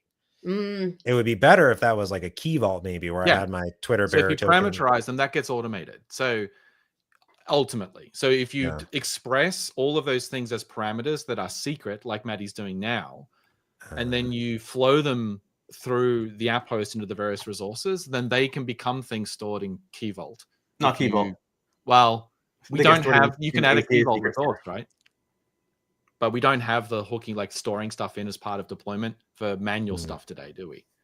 So when you use secret true, like what Maddy has there, yes, and you use ACA, that will end up going to ACA's secret store. Yes. And then what if I put it in app service? Because this is all in app service. They have preview support for stuff, and they're working on other stuff. Okay, gotcha. So if you want to put it in Key Vault and you add a Key Vault resource, we just added in the newest version. You can put parameters in Key Vault and then reference Key Vault. Perfect. So that works. That works in 9.4. That's brand new. I think that Joe probably has the best recommendation. Why not just do real authentication? Yeah. I mean, yeah, for sure. Well, Joe, because here's my recommendation. I'm a developer, and I like to put the hardest thing last, not the hardest thing first. we could attempt to show the new experience. Hang on. If you want to try I think we should, but I think we should get this working first. Like let's finish this thought. Yeah. I think it's perfectly reasonable to say we shouldn't have a hard-coded dev password that you have to go and discover. Yep. Let's just have the app host generate one and use that at dev time. So you need to pass in more parameters, and that's not enough. You got to pass in all kinds of crazy things to make this work. For what part? To make it generate passwords for you. Like this just says this is just the front end password. I'm saying just the front end password to start with. But you want this to be gen, right? Yes. So you need to pass in a parameter default. Right. Yeah. Exactly. Yeah. So you got to create one. Yep. Yeah. So in a line above that, you need to create a parameter default. Didn't we create an overload of add parameter that was? I thought we did. It's not. No, we didn't make a clean one. No, it's not off the builder. It's a parameter default dot, I think, isn't it? Or is it generated parameter or something like that? Is the API? What is it? You wanna make new is it generate. Yeah. Yeah, there you go. Is it static or is it a factory or do you have to create it? No, you have to create one, I think. New it up. From scratch, new it up. Yeah, you gotta new that up. Call the variable like default password.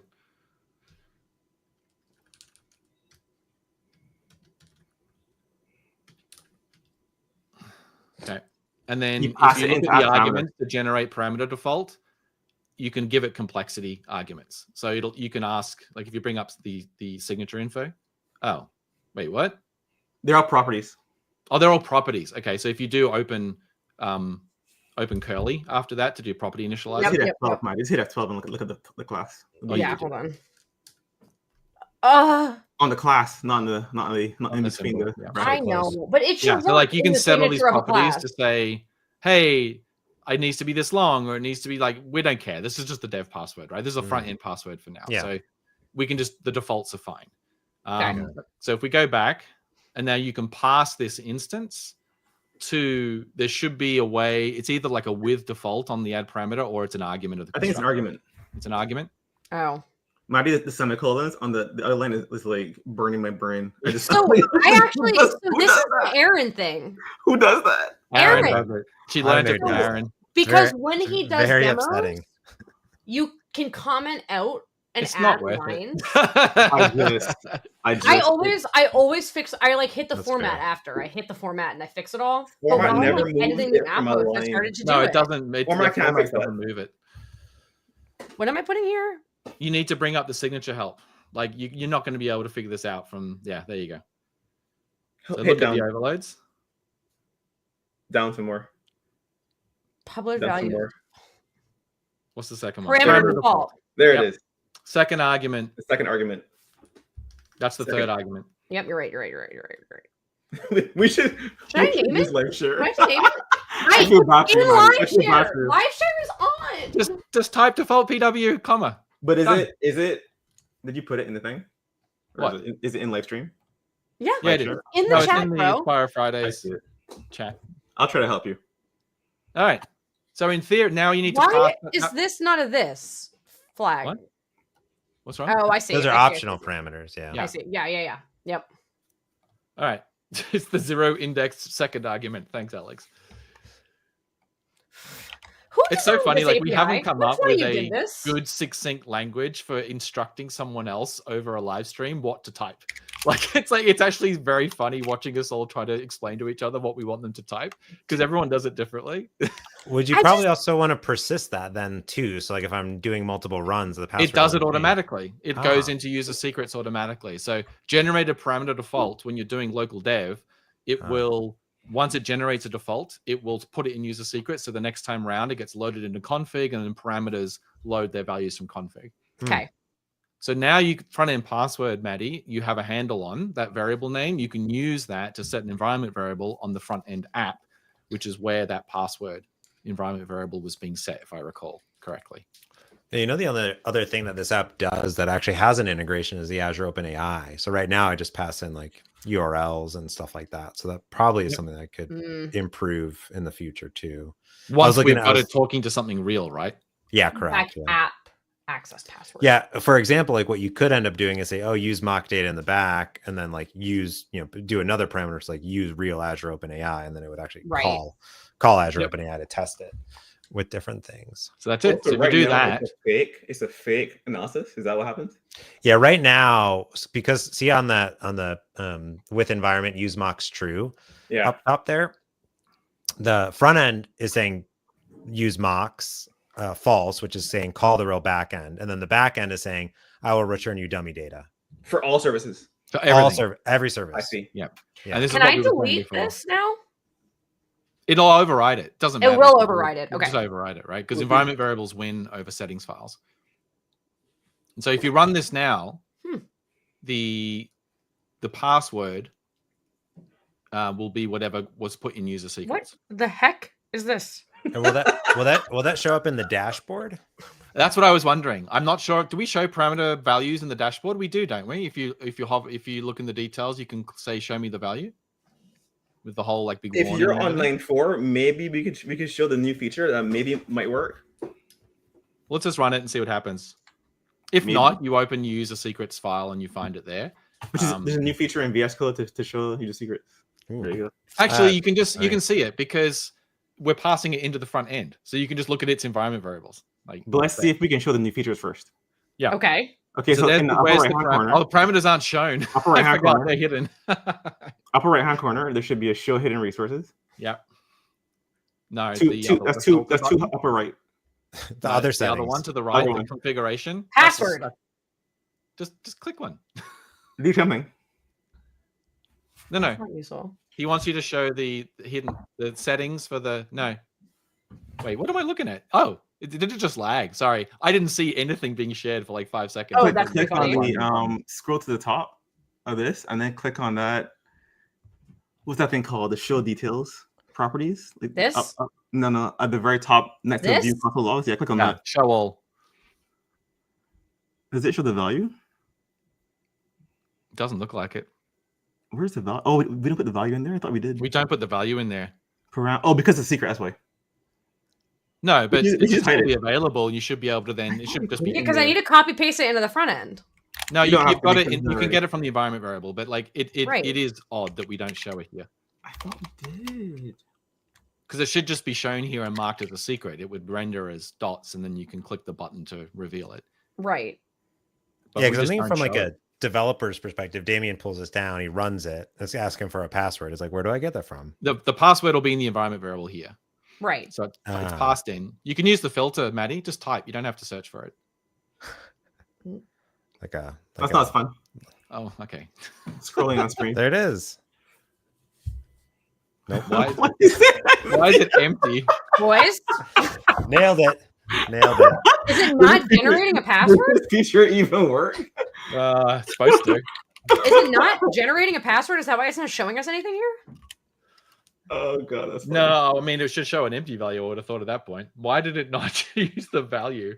Maybe you have to pass in a min value because maybe by default is 0 min length. Oh, really? I don't know. I'm guessing. That seems. If you want, I guess it would come from the configuration. Yeah. Wait, it is. I thought we had a default that was like reasonable. Okay, just set some stuff then. Set the min length to like 8 or something. No, it's a property. So just delete the parentheses and change to curly. Yep. Oh, I didn't know you could delete the. Yeah, you don't need them. It's a style thing. Now let's try it. My goodness. Now the thing is though, if it generated an empty one and stuck it in your user secrets, it's not going to use it. It's not going to generate it again. You'll have to delete it. You check for no empty? You'll have to. If there's a value, there's a value, right? Like if there's an entry, I don't know. How do I copy this? No. Hold on. I just realized something. This isn't gonna work. This isn't even the right user secrets one, right? Don't we have a second type that's like user secrets parameter default thing? No. You sure? I mean, I wrote that code, but I know that's what I'm asking. So if I'm wrong, it'll just show that my memory's terrible.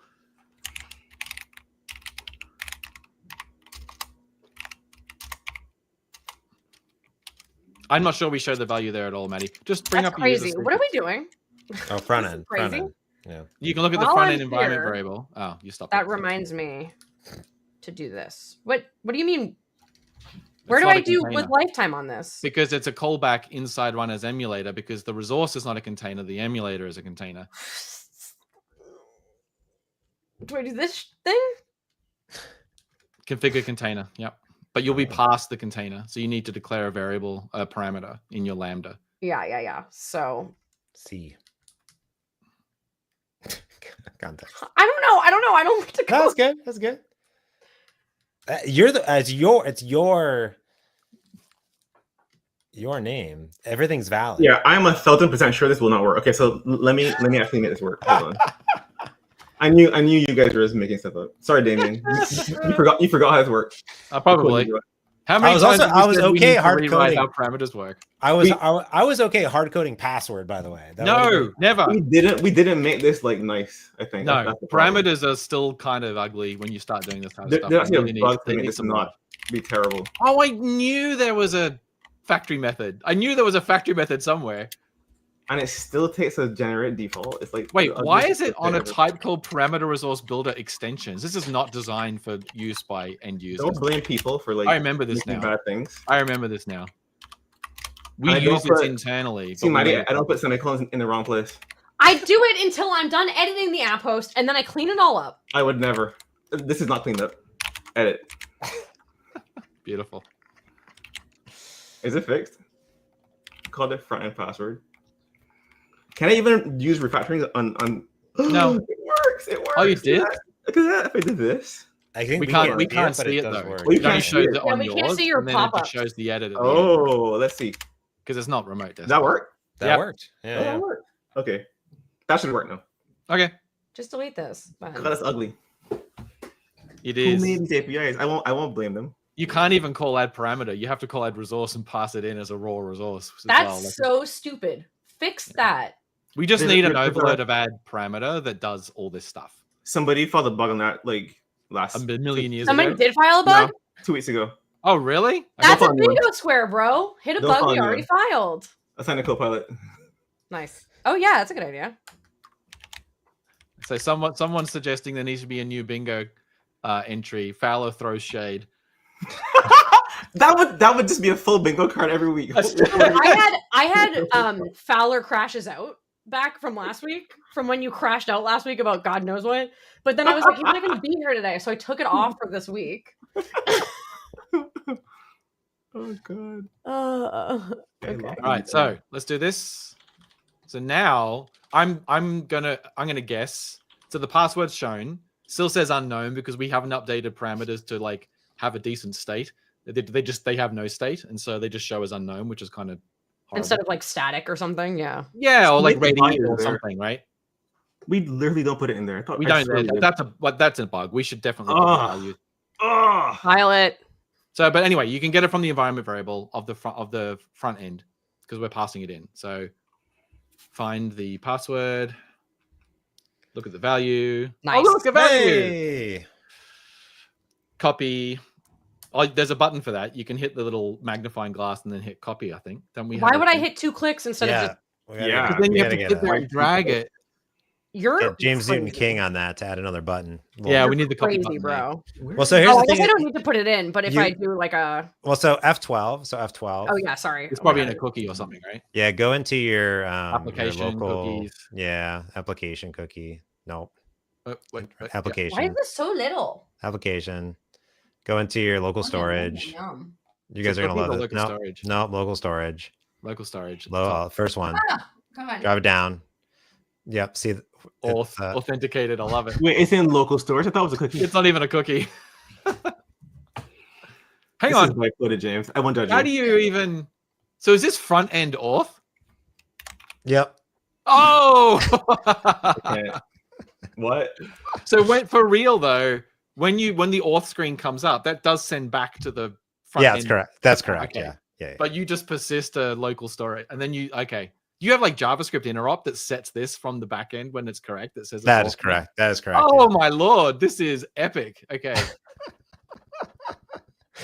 And all the IndexedDB stuff is the same as well.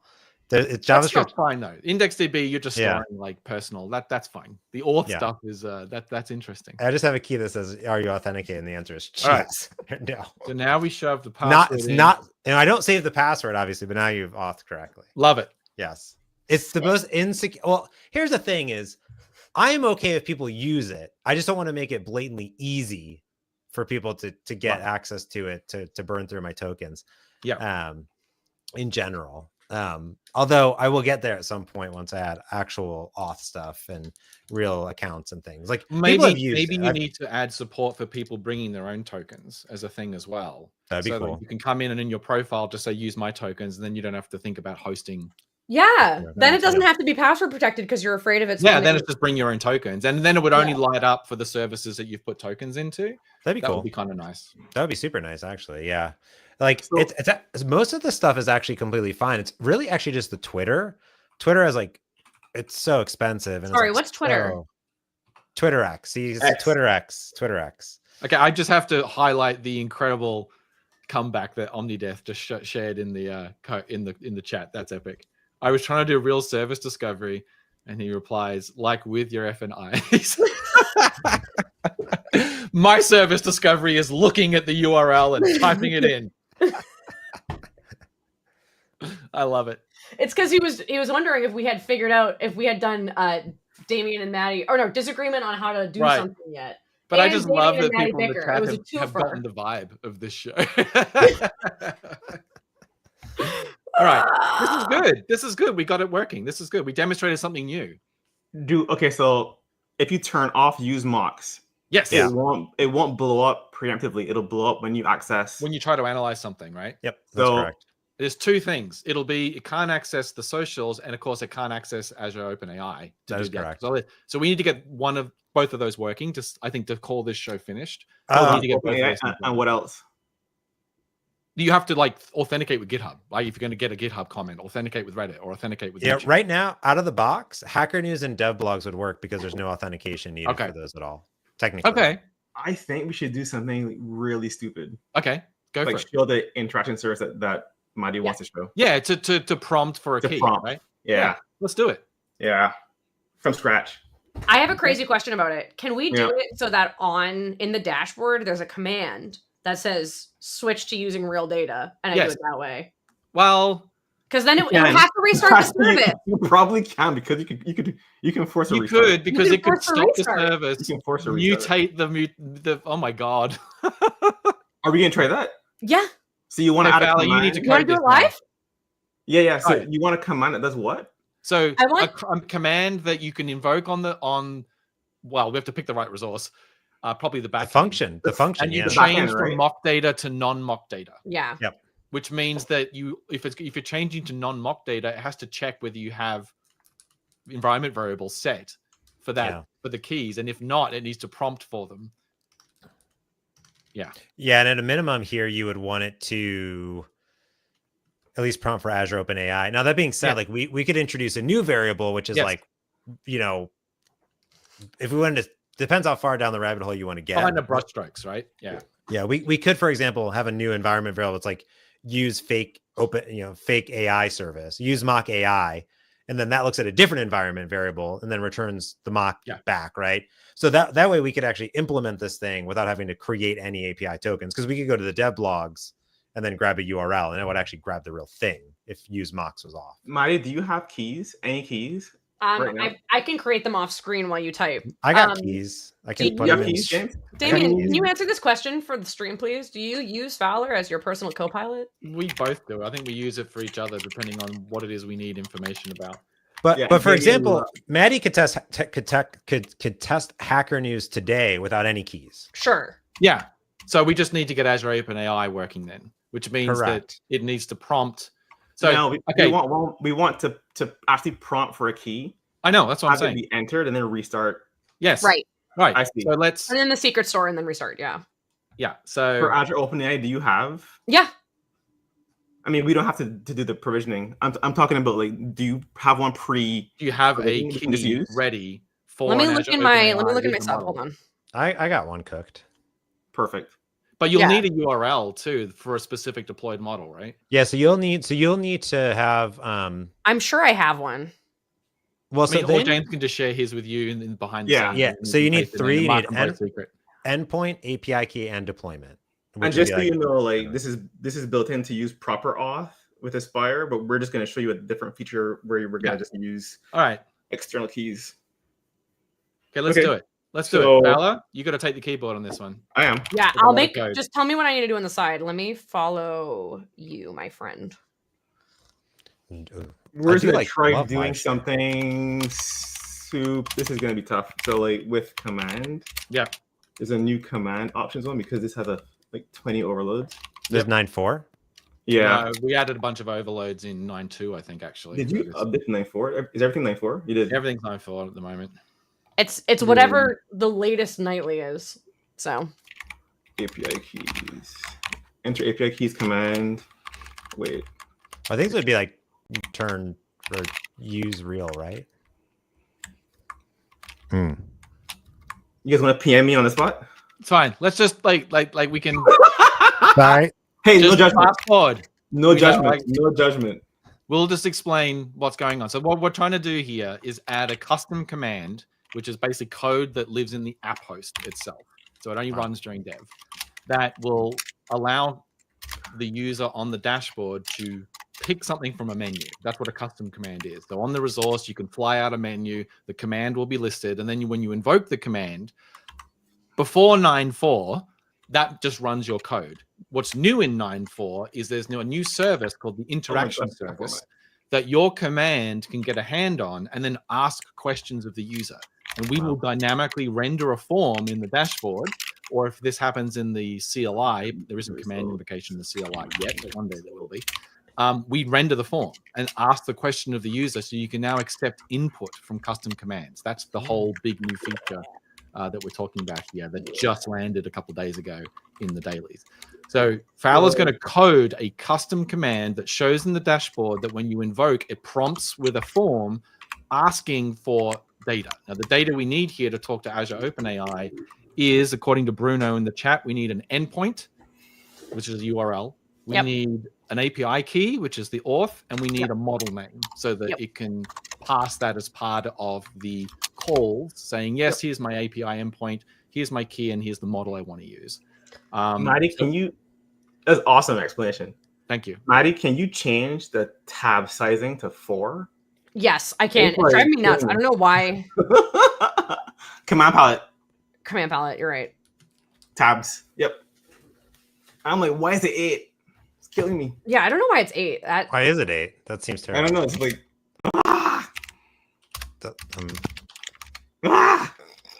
why didn't it change anything? Is that a live share thing? Probably like live share now. Yeah. Wait, can I do it? In the profile. Maybe it's yours. Maybe yours got it on both sides. Perfect. Good. There you go. So, what size do you want? Oh, what model do you want, James? I'm deploying one. You do 4.1 nano. Nano. Yeah, it's really cheap. Conform. I mean, I'm going to tear this down immediately after. This is so that when I inevitably accidentally copy paste my screen on. It'll cost you pennies. So I'm all about that nano and nano life. It's so good. Woo. Now that you're so now you're guys are speaking my language because I'm a GUI guy, as we've deferred earlier. So if we're creating GUIs all of a sudden, then that's my jam. Yeah. Now, you can even, if I recall, you can do custom HTML, can't you? Didn't James make that work in the dashboard? I have no idea how that's supposed to work in the CLI, but we're gonna parse and render in real time. Convert to Markdown and then render with like Spectre console Markdown. We'll do like some transform. Can you control dot on that thing and hit suppress warning? On this? It can't do it over the interwebs. Yep. The first one is fine. In source, Suppress. Yep. Yeah. Perfect. And then I'll just disable it for the whole file. This is an experimental feature because we do this now super often. Yeah. This is how we bring the awesome quicker. We're not too sure that it's fully baked. Title, enter API keys, and then message. This is like the actual stuff. Yep. Like, isn't this one of these methods that has 400 string parameters? Maybe. That really should just be definitely possible. Oh, yep. Inputs, options. Sure. Who needs? So the interesting part for people watching, like why this is kind of cool, is because what I have in my README is, hey, go create all these keys and go do all this stuff, and then go set up a secret environment, copy the secret environment file with this very specific names that I've set up to do this. Now you can do it for you. I can do it. It'll be done for you basically automatically. So it's cool from a developer's perspective is that you no longer need to like go set up some crazy file with certain names that I set up magically for local development. And you can toggle it on if you want to, basically. Yeah, and so we're showing it as a command here, so that means the user has to invoke it through the dashboard. The interaction service, though, can be used from anywhere. Like you can, in theory, use it from startup code. So you could actually add a some code that subscribes to an event in the app host. We have eventing in the app host, and you could subscribe to I think there's an event that represents a point in time that's late enough in the life cycle, but early enough before stuff starts. You could have the dashboard prompt before anything starts for information, or just before this specific resource starts. So we could do that on the front end and say, do you want to use fake data? Like, right. Yeah. So you could have it when it first boots. Do you want to use fake data? And then you could store that data. The answers get stored. Where do the answers? Did they go to user secrets by default? Well, or do you have to do that yourself? I can't do yourself. Yeah. Okay. Oh, it doesn't save it to user secrets? No. It did. Where would it? I thought there was something. So it's going to ask me every time I F5 to put my key back in? Write code. You have to write code to store it. So the other thing you can do with the command is you can give us a delegate that says whether the command is enabled or not. So you can have it so that if the data is already there, the command's not enabled. Exactly. Although in this case, you might want to change the keys. And so you probably want it available all the time. But you can have commands that only light up when certain conditions are true. And those conditions are evaluated effectively in real time. Basically, any time any notification is published, anytime a resource gets updated in any way with our real-time notification system, the command, the command's availability is recalculated.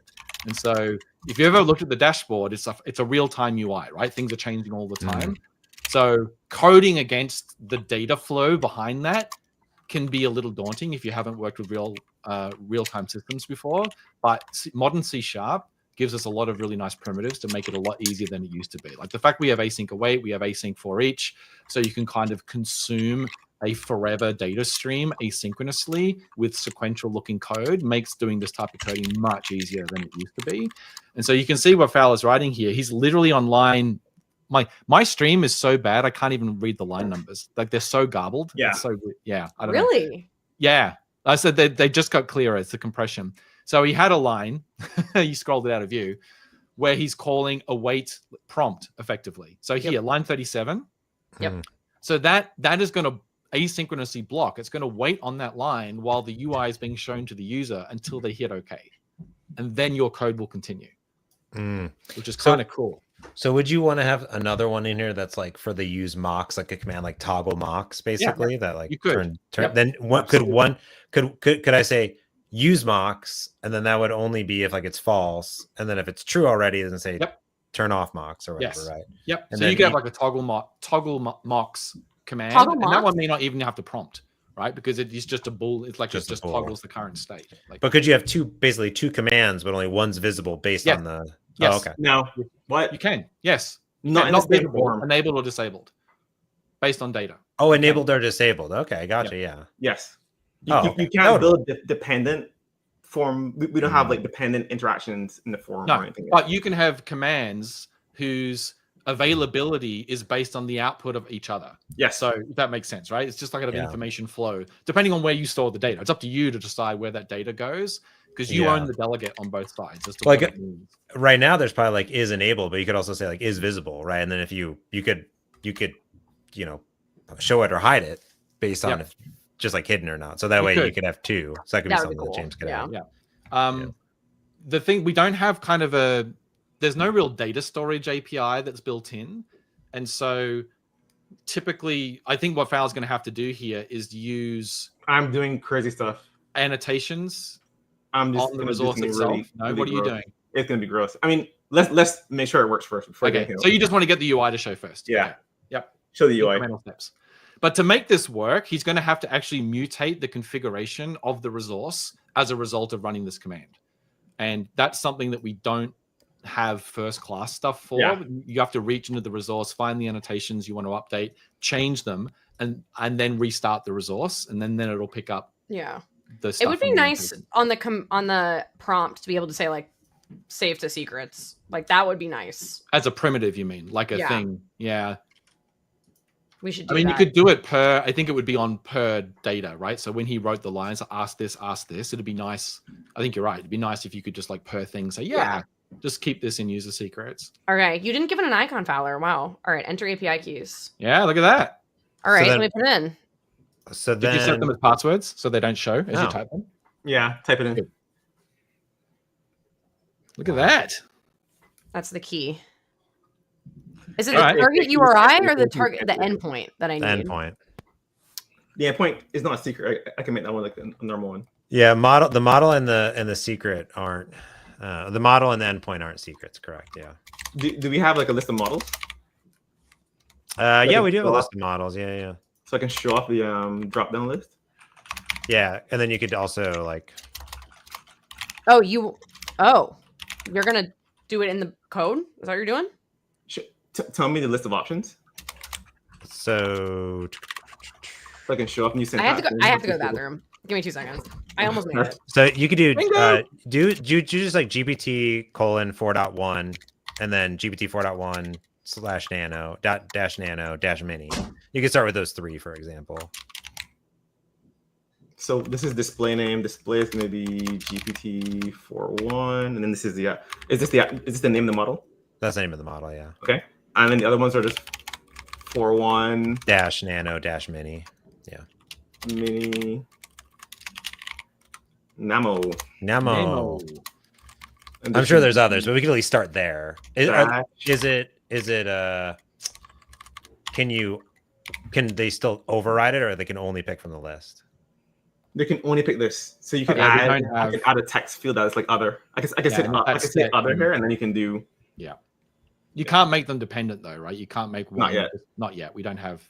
Okay. Cascading UI. Don't worry, yeah, but you could then just do another, like you could then do this, right? And then and if that one is it has anything in it, you use it. Otherwise, you use whatever was selected.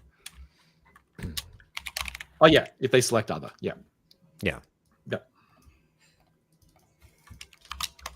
So that could be nice because models can kind of like come up whenever, right? And then you can say. This could even like do a query. This could query like a feed somewhere. Yeah. And then you can put the values from that in here, right? It's just code. This is the advantage of us really adopting a code first mentality to Aspire, rather than this being some markdown file for your UI or an HTML file or XAML or whatever it might be, right? Like this is not declarative. Like you just write code. and then we can improve this API over time, and it's all async, so you can do whatever you like in here. And the part of the dashboard that reads the interaction service queue and shows UI is something you don't have to worry about. So any amount of things in the app post can be asking for questions at the same time concurrently, and then the dashboard will take care of showing them in the order that they're coming off the queue, and popping it whenever someone asks for something. So the current stuff we have in 9.4 is like the worst it will ever be, right? Like, so the fact that this is working at all is kind of great, but we're fully aware that this doesn't scale perfectly right now. If you have 100 things asked for questions, you'll just get stuck with it going, oh, here's the next question, here's the next question, here's the next question. And so we have plans to improve this so that, for example, this could be asynchronously docked. So something could ask for a question, and rather than being modal, you get an alert, and then you have to click on it in like some alert stream in the dashboard, very similar to the Azure portal. And then you could click on it, answer the question, and then just ignore the other ones for now, right? So like people can kind of imagine how this will improve as we scale it. So here, am I doing this correct? I've just written code in the bottom. Like, does this seem like what we would actually do? And then you would like restart the function? No. So this is where it gets like super. This is where it gets, yeah. So what you really want to do is to make it read new information, you need to essentially restart this resource, right? Mm-hmm. So this is essentially a surrogate for change config and then restart myself. Yeah. But then what you really want is these values need to be captured somewhere and then like restored before this thing starts up. So these variables, let's make them like global, because you move them up. Yeah. And then these just get like these are all strings, whatever. I mean, at this point, I think it's worth saying there's like 100 ways you could do this. There's not a defined way right now, and so we're just going to use closures. I think that's good, because that's also on the bingo board. What's that? You can do this a few ways. Is on the bingo board. Oh, there you go. Hold on. Let me. Do we flex and show these features?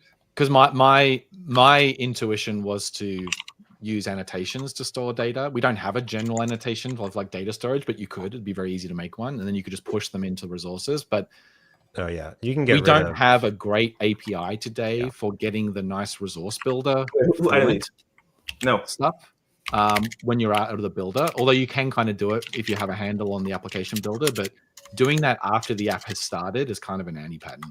And so, and if I've lost you, like that's fine. Like it's just we have the app host in Aspire is like ASP.NET Core and other hosted stuff in .NET, where you have a builder phase and you set stuff up and then you build the app and then you run the app. So this code right now that we're running is going to run after the app has been built and started running. So going back and trying to change stuff that you typically do in the builder phase is kind of a no-no, right? You don't get the builder APIs once you're running.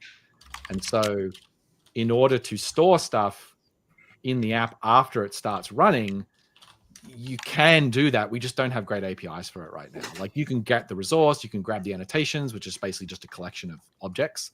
And then you could start reading from those or pushing data in and mutate them and then restart it. And then the next restart, it will read stuff from the annotations. We just don't have first-class APIs for making that nice like it is during the builder phase. What are you doing, James? Are you adding code to be defensive? Delete your code. No. So see here. So like use Mox faults, right? Yeah, exactly. So like that. So I mean, you would probably want to be like, why does it keep jumping? This like, hey, if you set one of these, if this is string or like the opposite. Yep. If it is null or white space, then use Mox. Else and you can change this. Yeah, exactly. So I didn't know about this. This is actually like way better because now I actually understand like, oh, these are the environment variables, right? Yep. So that's cool. I think that simplifies, and then you can put logic in it, which is actually really nice. Yeah, so. You can put crazy code in there.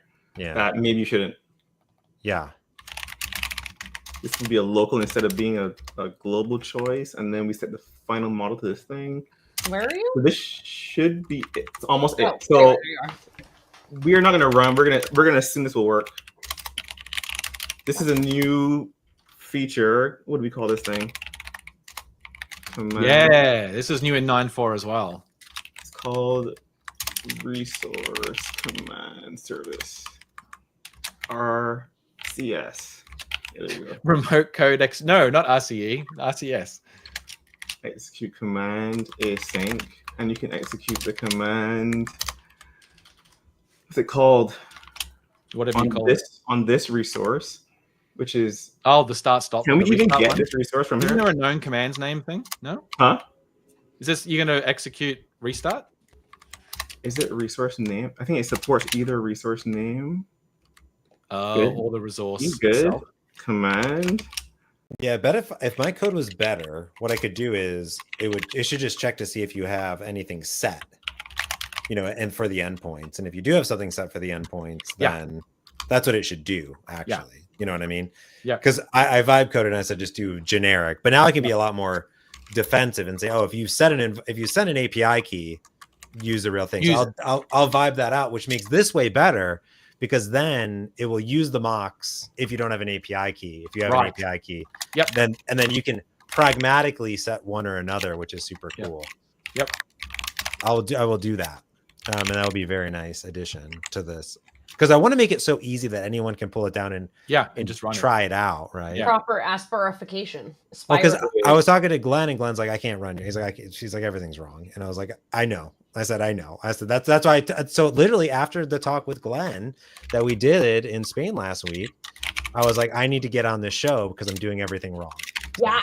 100% you are. Don't worry. Everyone is. Fowler, do we not have a known command names type? I don't know. I don't think we like we do for like a lot of other stuff. I would have thought resource -- restart would have been a known. Yeah, known name, All right, we should just file a bug for that. I think we fixed at least 6 bugs so far from this stuff. Why won't Copilot help me? I don't want to take this stuff. I think because you're in a VS Code.dev, not a code space. Am I? Key model blah. Yeah. What were the bugs we just said we wanted to file besides the create a known command names? Yeah. There was another one though. Oh wait, Alex is filing bugs. Maybe this is him doing it for us. Oh no. Yeah, and what John said is definitely worthwhile. James, I was going to say the same. Just make the UI clearly label when it's using mock data, so that you can start out and as you add stuff, you can easily see if it's real or not. Yeah, that's a good idea. Yeah. And because how this is configured today. Also, I'll show you something I'm doing like terribly wrong once we're done with this. You sure? You sure you want to show that? It's pretty. I guess this wants to be something. Yeah, it needs to be. Oh, wait until you see my program.cs. Alex tagged me in an issue. He fixed the issue. He just put up a PO. Nice. That's better than Copilot. Okay, I love this. Why won't you be quiet? Why won't you shut up? Set to default state and makes it visible on the dashboard. Uses running as it's an improvement on unknown.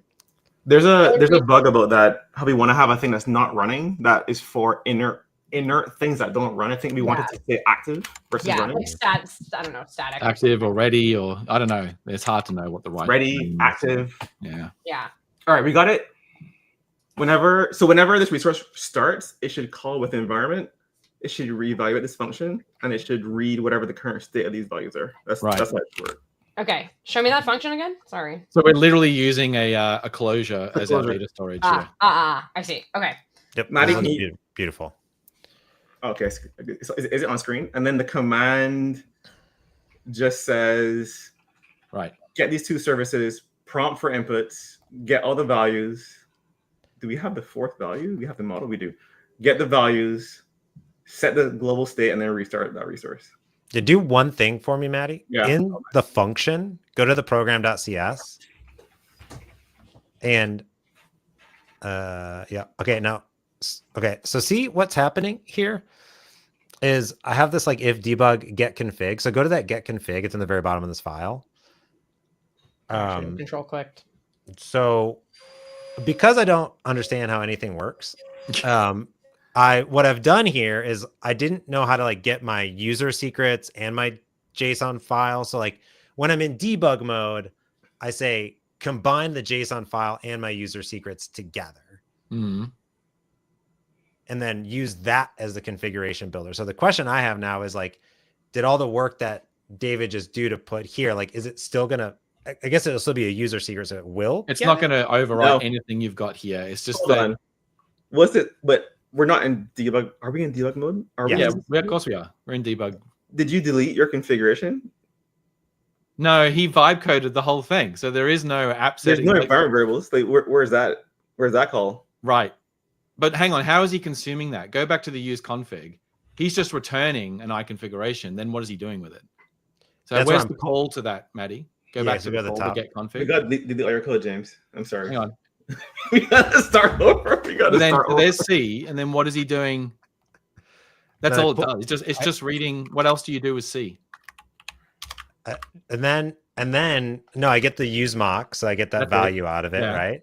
Yeah. They scroll down. Okay. And then so this is fine for use mocks, but then I also get configuration for every single scope service. But that's not from C, that's from configuration. Yeah. From builder. Oh, you're calling it over and over and over again. Yeah, that's correct. Oh, okay.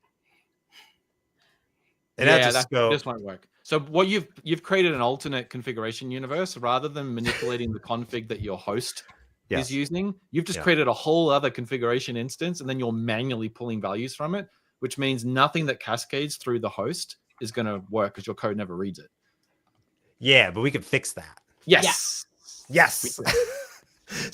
So what I did was like, I was like, well, I have like secret environment variables and my local JSON. I want to like merge these things, and they weren't coming in through the function because it's local settings JSON, not like app settings JSON. Is local settings JSON something you created, or is that something Functions?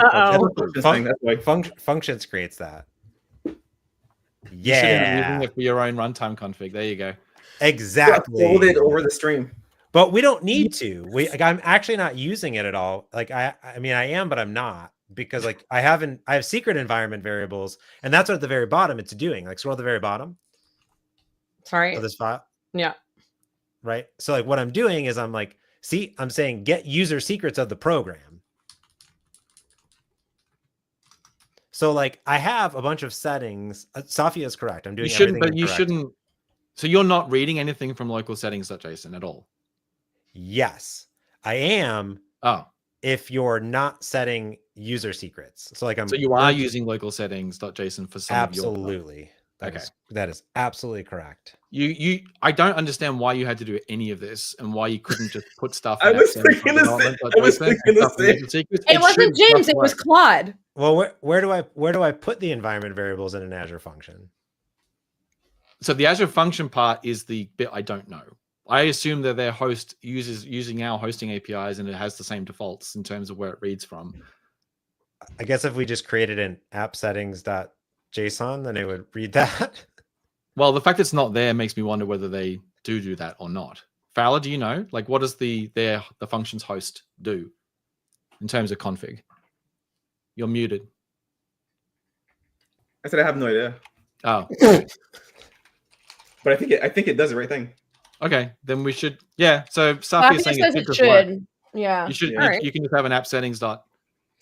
Okay. Yeah, and then we can try to get rid of my terrible. We could try deleting that thing completely, right? Yeah. So like if you went into now the local host, the settings, that you can move those. We don't have to change this. That is correct. You could just leave them there. Yeah.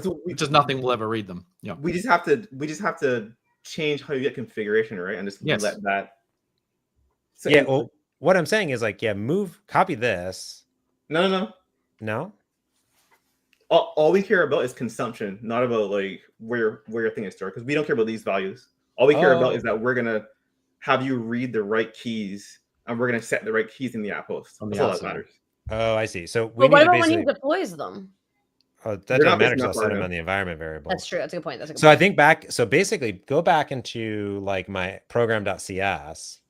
And then I think down here, just like delete that code. You don't need any of this get config at all. I don't need any of it. You should just be using builder.configuration or app.configuration everywhere. So you're telling me delete that whole method. No.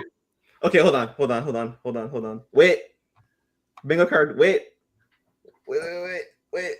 Yeah, I think my failure is when you create the function, Safia, is that it doesn't give you an app.settings.json, which is why I got confused because there's a local settings.json, which actually is in the git ignore that it gives you. So you don't check it in the source code. But then I was like, no, I need to put it in the source code because if you don't have that file, it can't run the function. Yeah, that's okay.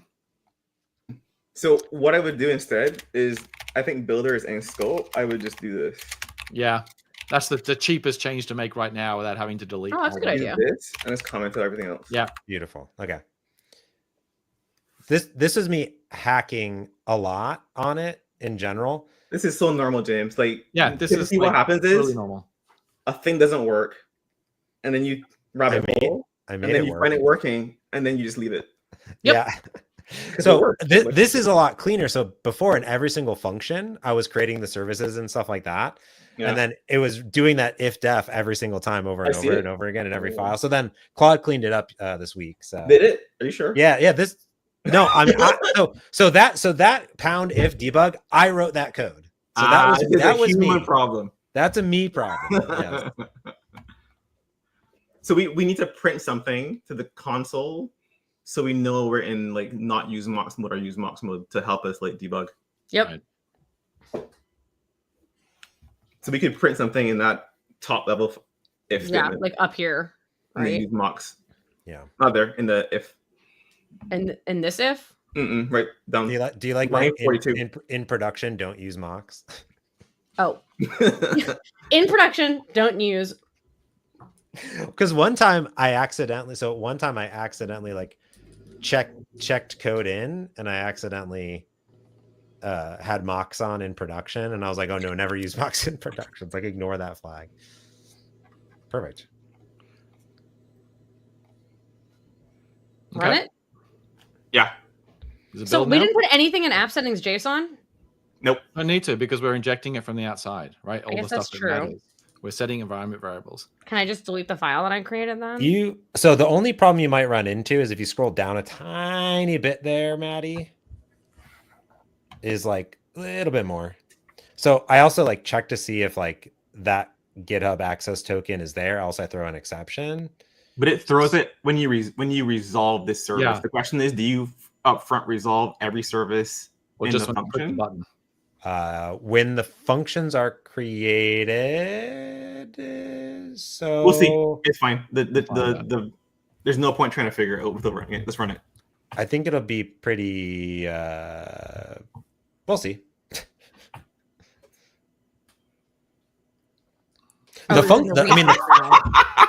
Is that a bug? No, it's a resource now. It's not a parameter. So it's always shown because it's not a hidden resource because it's not a parameter. Oh, because I see. Did you call that resource? Yep. And not I see. Parameter. That's super. Yeah. Okay, that's really interesting. Yeah. Yeah, I think I set it at parameter. Okay. All right. Oh, wait. Sorry. We did on the functions. We need a method to add a generator. Alex fixed that bug too. There's no open issue. Yeah. Each of those API keys. Wait, but where's set mocks? Oh, it's just an if now, right? It's an if now. When you set this, it'll reboot it. So nano that puppy. So let me go back to this tab. Key. Yeah, don't paste it in the wrong spot. Don't hit that little eyeball. No, don't regenerate my key. Show me the endpoint. Show me the endpoint. There it is. They are on different pages. Ooh, I think one. Dan, potentially now we make environment variables. Okay, just stopped it. It stopped it. It's running. Did it restart? Oh, yes. Yeah, it did restart. Yeah. Now if you go into the log, environment variables, or it's wait, scroll up first and see if use mocks got printed. That's what I'm trying to find out. Yeah, using mock data ? Question mark. Oh, what emojis don't work in the logs? James Newton King. I know. Did you use mocks? Maybe the code is wrong. Oh, did we set it somewhere else? Check the environment variables. Check the environment variables. But don't show yours. Just search for it. There it is. True. That's still true. Where are we setting it? Search for the Azure stuff. Hold on. See if they got set. That's true. All. But did we set it dashboard? On you mean in the dashboard? In the dashboard. Go back to the dashboard. No, I know. I'm looking. Hold on. I'm using my eyeballs. Okay. No, Maddy, in the dashboard, not in the Fowler, David.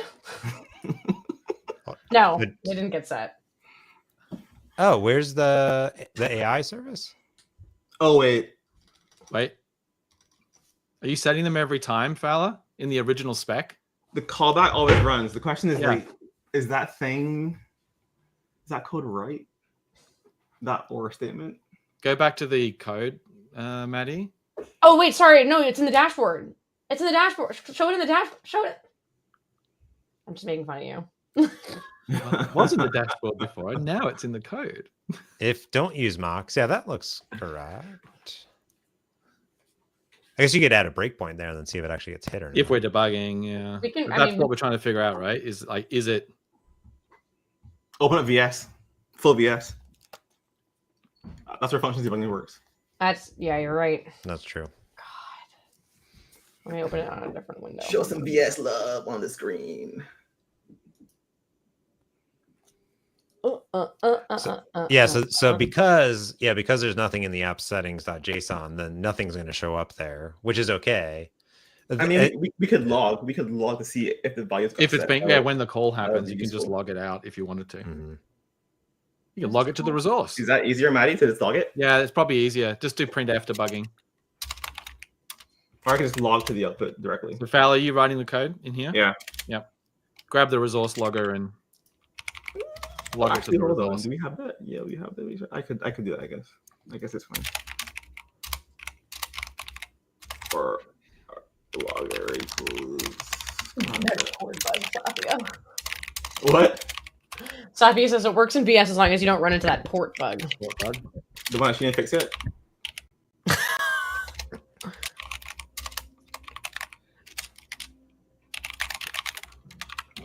I think that counts as restarting the editor. Can I throw shade across a YouTube channel?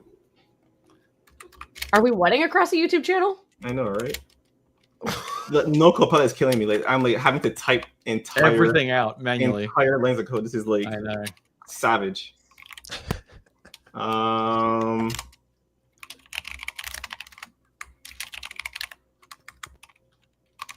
Endpoint open. Wait, that's not what we want to log. We want to log in the with environment callback, not in here. We want to just make sure things get set. You just want to make sure they're actually getting values. Why are you pushing at me? Oh yeah. Okay. Oh. Yeah, this is classic printf debugging. Let me log the key too. It's all right. Just log it as critical. It'll do the right thing, right? I know, right? This part. And I guess I could do the same thing here. Yeah. So is it context.services on that one? Yeah, of course. Did we have a different name? It's as if two different people. As if, and then we didn't do any API review. Oops. At least you can add properties and deprecate other ones and make it get consistent. Where's your statement completion? It's so jarring not seeing it on this. It's really hard. Yeah. Hold on. You wanted to share your screen, Fowler? This thing has services, doesn't it? Yeah. The environment context sure doesn't have it. I thought it was services. Apparently not. What? It doesn't. Someone fix that bug. Someone fix that, and you can call it has logger though. Look at that. Oh, there you go. Services. Who needs better. The other one should have the logger then. That's what we're I'm surprised it doesn't have services. I thought we added. Anyway, I will. 2 bugs. Someone. .logger.log information. I'm gonna make it so it doesn't throw exceptions either. Basically, that's smart. Yeah. Who? I'll just return the mock services if so. Where? No, I'm doing this in my program CS. Yeah, not in the app host, in the functions program. Yeah. For what? So that it doesn't throw an exception if the service isn't there, it just uses a mock. Yeah, since we don't have like the keys to the other ones, I'm just gonna make it so like returns mock services for things that don't have tokens. More granular, yeah. I see. Yeah, more granular. Yeah. I see. Yeah. You're making it smart. I'm trying. I'm trying to make you proud. I'm proud of you, Ready Fan. Oh. On screen, on camera, I'm proud of you right now. Wow. Bullying. When we get home though. Oh no. I'm gonna have a talking to you about some of this code. We're gonna have a conversation. It's not my fault. All right, let's run. Let me see. We got logging here. Logging here. Hold on, this is the same resource. I should put set endpoint, set model. Yeah. Okay. Print F debugging. Beautiful. All right. Do we run? Go. Yep. All right. I think I saved my file in time. We'll see. Just in time to break the build. Someone said we should start making BDCP. Said we should start making bets at the beginning of the stream for how many bugs we're going to find. I think it's a good idea. I think I got my changes in. That's good. All right. Move it off of this window. Onto this window. Okay. This is good because I knew that I did everything wrong. So this is good.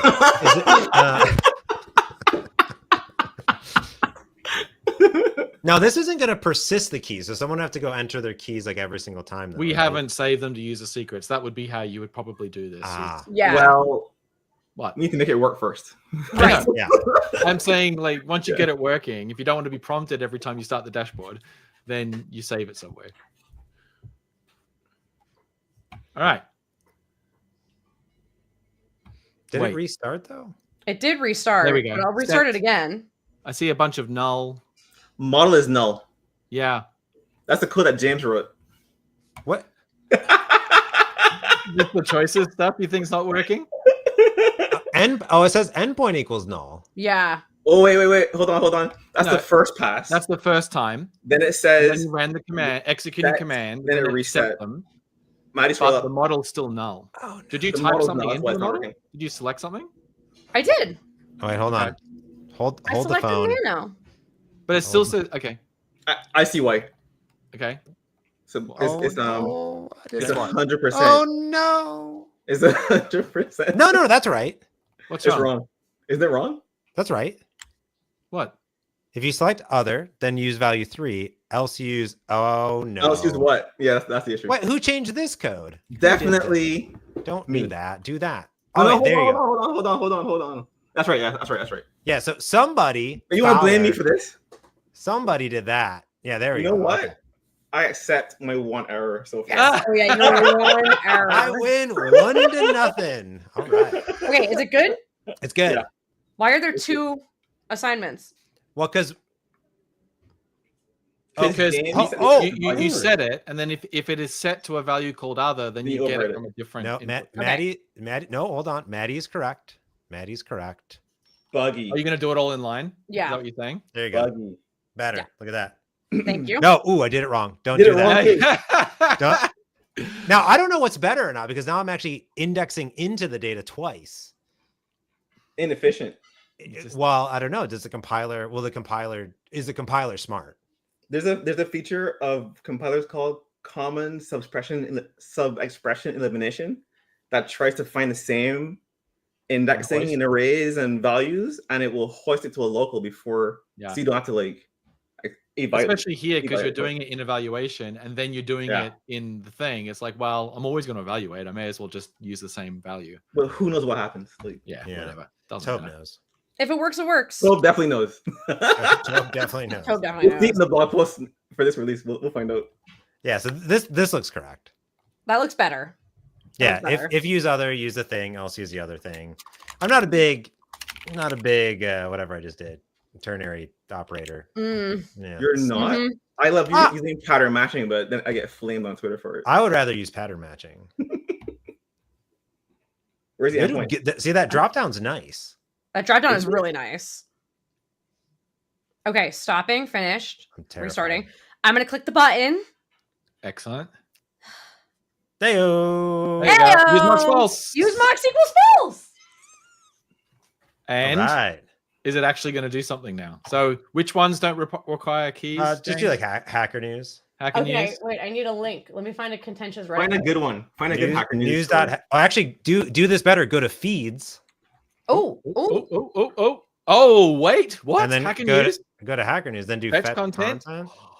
I didn't know we need a blob container for this. Oh, we need one more blob container. One more blob. Fix it. Okay, hold on.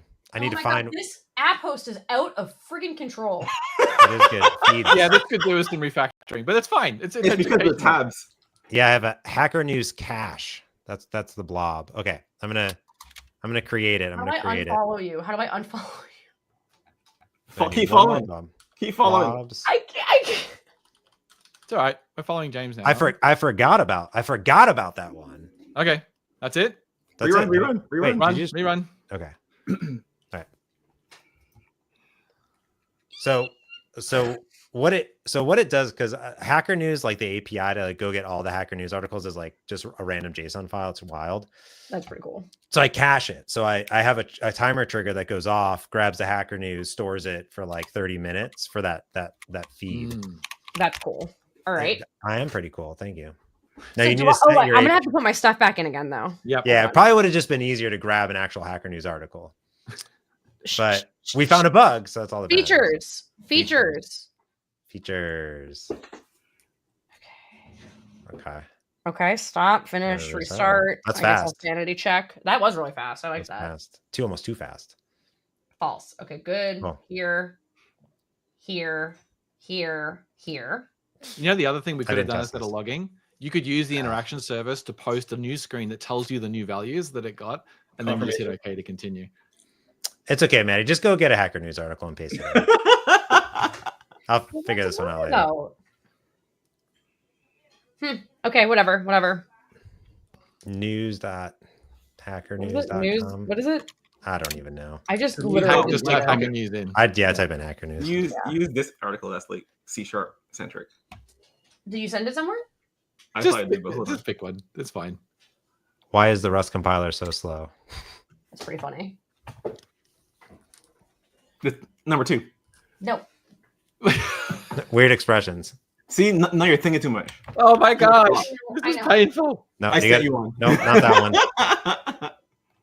You gotta hover over. You did send one? Oh, okay. Did you get the right link?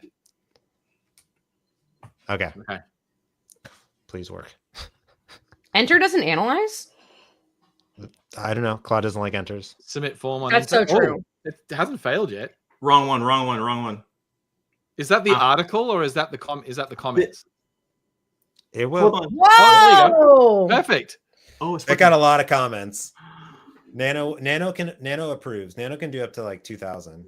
That's cool. Mm-hmm. I mean, it could do more. It's just really slow. Did it call OpenAI? Do we know? It should be. How do we know? We don't have OpenAI as a resource, so we won't see that as a span, right? Yeah. You'll have to go and find the outgoing request. It should show up as an. It should show as an HTTP call. client call, shouldn't it? Yeah, as an outgoing call, not in the logs, but in the traces. In the traces from functions. This is all the web app. So there's. Yeah. Good. Oh yeah, functions. 600. Look at this. What? Is that paging? So for every comment individually, it's the only way it works. Yeah. Yeah. Is it parallelized? Yes. It is. Okay. I think it kind of looks like it from the timeline. So. Yeah. Wow. I believe it is. Yeah. So Hacker News, they're all Here just we go. Everything's a GUID. Did it do it? Go back to the app. It did. Look at it. Look at that. Wow. Amazing. That's crazy. Incredible. I didn't think anyone would ever be able to run this app ever without. Well, here's the real test. Damian or Fowler, one of you needs to pull my branch in F5 and see what happens. Oh, God. Did you commit the code? I'm doing it right now. So I guess now you're saying, Fowler, we could now once you set those environment variables, you can set those environment variables back. Now, could you then would you want to then seed those forms with the data? You know what I mean? Like if they have current values. Yeah. So you can change them. Yeah. And then the last part is we want to save them so that they're persisted across runs. Definitely do not merge this PR. Oh, I'm definitely merging it. This PR is absolutely not. All right, I'm gonna send it. I'll send it in the private chat so one of you can grab it, and I'm gonna send it in the popular chat so you can all. All right, I'll do it. No one is acting. I will do it. Thank you. I'm staring. I'm like, what do we need to fix first? Where's the wait? Share your screen. Wait, what are we doing? Share your screen. Hang on. Am I going to the PR? Is that what I'm doing? I mean, just grab my branch is on a fork, so I made the PR so that you can. Find I see, so I can find it. Okay, finding which of my 14 screens I'm trying to share. What's the search tabs hotkey? Oh, there we go. Okay. Try that. Is that correct? Yes. All right. There you go. So this branch. You get to see my flow now. Omnideck, I'll give it to you. I will say that it was in fact Friday behavior. I will give you that. Can you question for you? You know, we created the containers, but can we create the actual like a file, like a blob inside of a blob container? So what's happening is when I go and say, hey, go get all the files, it's when I go say go get all the Hacker News articles, it's basically saying go look for this specific file, all.json, inside that blob. So it's expecting that file to exist even if empty. Like from Aspire app host, can I actually create a file inside the blob? Yes, you can. Oh, okay. So that's what I would need to do to get that Hacker News thing to work. Yes. Because right now it's expecting a file to exist because I'm terrible. Oh, that's what the 404 is. Okay. So it's going off. Yeah. Specific file in the blob. Yeah, you can use the Azure Storage APIs. You can hook the resource ready event on the blob itself. Yeah. Blob container, and then you can do an upload. Yep. Do I need to update my Aspire CLI? Probably. Do you have it? Yeah. I've got some old version of some daily build. It's definitely old. I should probably actually just change the function call to not expect a specific file to just be there all the time. You know what I mean? Maddy, I should you have just the command? create it if so. Yeah.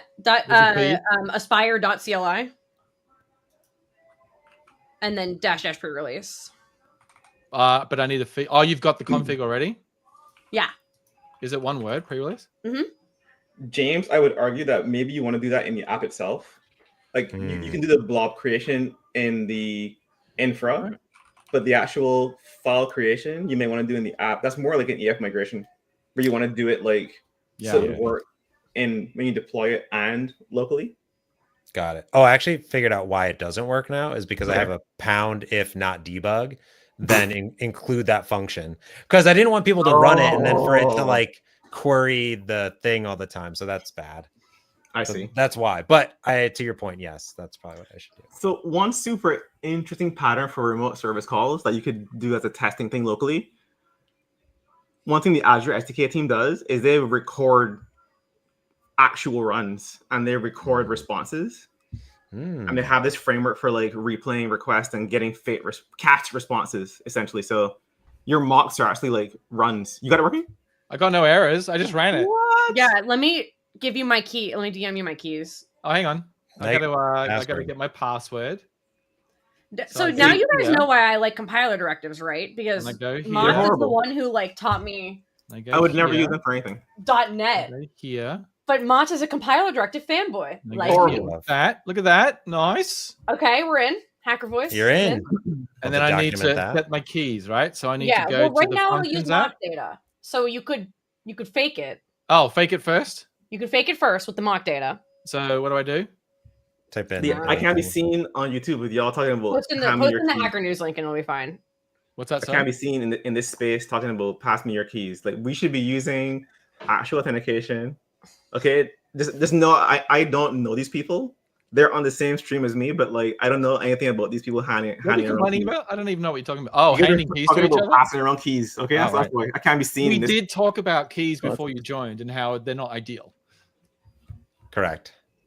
We should show. Okay, before we go, then we should show the new key vault feature. Okay. Well, it's already 12:30. We don't have to run it. There's your mock. Now I DM'd you on Teams, not on StreamYard, because that's at least more secure. People who know what video this is, that's a deep cut.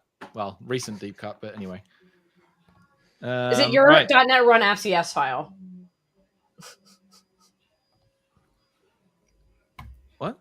Sorry? What? What video was it? Was it .NET run out? I'm not going to tell you. You have to rewind the video. We have to rewind it back and figure it out. Did you just paste your API keys into Teams, Maddy? I did absolutely no such thing. I would never do that. I'm surprised that Teams didn't get mad at you. The API key is like literally, it looks like a keyboard smash. Like it doesn't even look like a. Every time you paste on words. I'm terrified. I'm also terrified that he didn't. Okay, the nice thing is the API key would be so long you wouldn't be able to actually get it. Right. That's right. Correct. So, yeah, like all of it. Narc Braver. That is so fast. It's so fast. Yeah, that was fast. Well, I write really proficient code. So. You do. That's our code in the app, just so you're wondering. All right, now put in that Hacker News thing. Oh, it has to be Hacker News, doesn't it? This guy, Hacker News or a dev blog? What is the one? Oh my gosh! Of course, this is your most. It's the most recent one, so that's the one that it came up as. Nope. Yeah. It's gonna be so many comments. It's gonna be so many API calls. I'm sorry. I wish Hacker News was better. So what happens is when you query the Hacker News, it just gives you a list of IDs, and then you have to go query every single ID separately. Dude, it's working. I know. I'm pretty. Wait, actually? Yeah, 618 comments. Yeah. Look. Whoa. Okay, that was pretty. I mean, it's always impressive when we get like this app was so not in a runnable state when we started. That is pretty amazing that we got it to that point. Without having to modify any code, I like to or any. You didn't modify any app code. Yeah, no app code. No post shenanigans, really. Yeah. Well, we deleted his bad app code. No app settings. No, we did the config stuff. Yeah, but that was wrong though. That was the thing. I never wanted it to be that way. And Safia has now reminded me that I could have just added app settings.json and done it the right way. Oh my! Love it. I mean, this is what would be cool is if at dev time you automatically took the password from the config too, so that you don't even have to do the copy paste shenanigans from the environment variable the first time. Like, there's a couple cool what does it do? Automation things you could do with that still.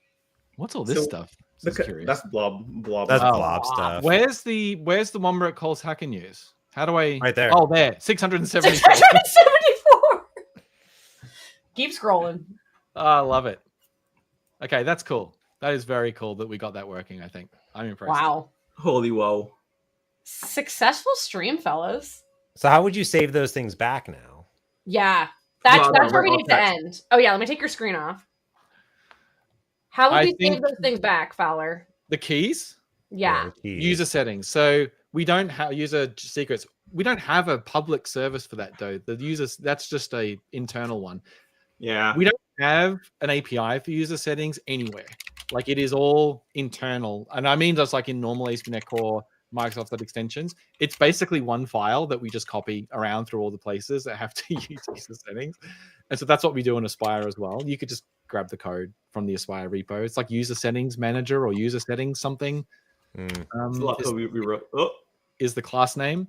And it's as silly as you would think it is. It's basically a bit of code that uses an XML parser to load your project file, find the user secrets ID, and then it knows how to combine that with the special folder, which is your user profile folder, blah, blah, blah, blah.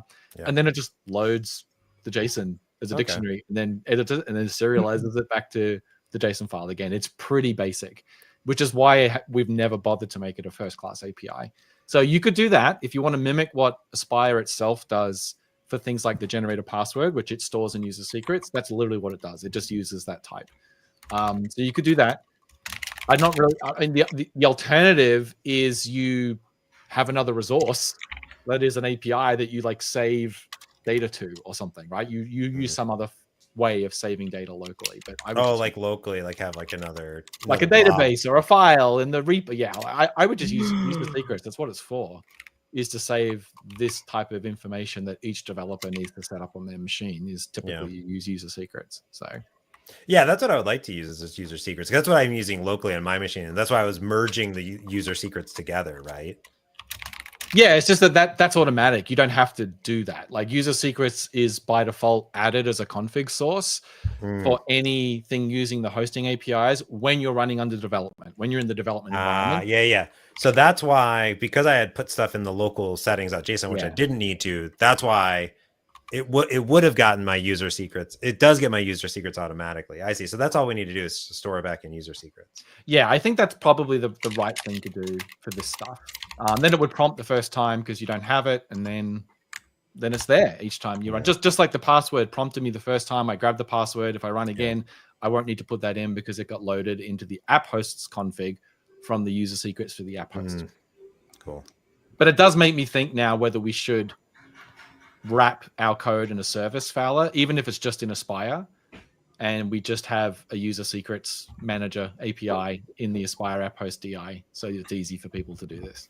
I think one of the thoughts is to make parameters be promptable by default. So if you don't, if you describe parameters and you don't specify them, and they're not auto-gened, we would prompt for you. We would store it. And you wouldn't need all these weird closure variables we did here. We would just create parameters for everything. Yeah, we have to figure out how to expose. I think the same kind of APIs, like so you can store stuff yourself. Yeah. Yes. So we need we need to remember this checkbox in the prompt, and when you click remember this, it's an option, and it's remembers it. Yeah.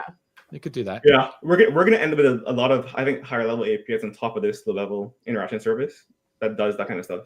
Oh yeah, you could definitely store some of the stuff in app settings, not the keys. Or the you don't put the keys in there. App settings.development gets loaded automatically. Right. Yeah. Hosting. But like we could write them back to that. But because they're keys, I don't want to put them in there because I don't want to ever accidentally click on a file. Yeah. And they show up. Right. I want to be able to right click user secrets. So remember, user secrets is a bit of a misnomer. It's basically user config. It is stuff that you don't want in source control. Yes. Right. And so we purposely put it not in the source control folder so that you can't even accidentally put it in source control. Right. So app settings.development is in source control. That's meant to be shared config that every developer uses when they're in development. Some people use a pattern called app settings.local.json, which we have actually in some of our eShop apps. So that's where you have local config that isn't secret, but then you have to manually git ignore that file. Yeah. Right? And so then you can tweak the hosting config APIs to load from a separate file, app settings.local.json. But I just use user secrets. It's just easier. It's just that some people don't like the fact that you can't see it as easily. You have to go to a different folder if you just want to look at all those values. That's why I like it. So look at Fowler going ham in the just code, writing it to a .env. Oh, this is how people do it in other languages, right? That's true. That's true. Yeah, they shove it in a .m file, which by default is excluded, I think, from source control, right? In most. Is it? I hope it is. Yeah. Well, and then you read it, and then you would read it on startup here. Yeah. And if it has it, and then you would pipe it into there. Yeah. .env is hidden on Mac by default too, because all dot files are hidden on Macs by default, I learned. Yep. But not on Windows and not on, I don't think on Linux. Maybe it depends on the distro. There we go. Env file. Super simple. Problem solved. And then you need to read it at startup if it exists, and then pipe it into that part in the very beginning. Now, this is fine. So this is interesting because this is like we prompt for these values, so you have to take an action to make this happen. Versus you could just call this. That's what I said before. If they weren't there, right. This has been, we're doing this in a command. You could just move this code to run after you call run. Exactly. I mean, I wouldn't do that. I would create a service like an iHost lifetime or something, like, and have it do it that way. But yeah, you could, or just subscribe to an event. You do it before start and then do it on before start, and then the dashboard would open and immediately you would get prompted. And then you could still have the command so that you can change the keys at any time. You can do both, right? You just factor it out into some new helper. Oh my gosh, should we show that? I mean, we could just keep coding all day if you really want to. Who's running? Are we over time? Yes. Oh yeah, but I mean, we don't really have an end time on AspiriFriday. Yeah, we just go until we're done. Should we? I do have to leave in 14 minutes, but you don't actually need me for this, so this is great. What do you mean we need you? So maybe that's the place to end. Like, so what we were just saying is take this code and factor it so that not only is it a command, it's something that prompts when you start the dashboard if the data is not present. That's what we're saying? Yeah. Okay, off you go. That sounds great. So the only problem is I can't use refactorings, right? So like, it's like a pleb. Fowler, clone the repo and share your own. Clone the repo and do it yourself and share your screen. Are you kidding me? I'm like already like in. Let's just do it. You know what you can do? Did you start the live share? Oh, did you start the live share in the browser, or did you start the live share in VS Code? In VS Code. Oh, then why isn't? Oh, it's not. Some things work. I think you need to. Do you need to install? Is Copilot installed? Doesn't matter. Yeah. Oh. Because I know in the browser it doesn't let you do it because it's not available in VS Code Web. So you're saying you could? Do we want to prompt the people every single? I guess I could just say cancel. Let's show it. Let's show this stuff.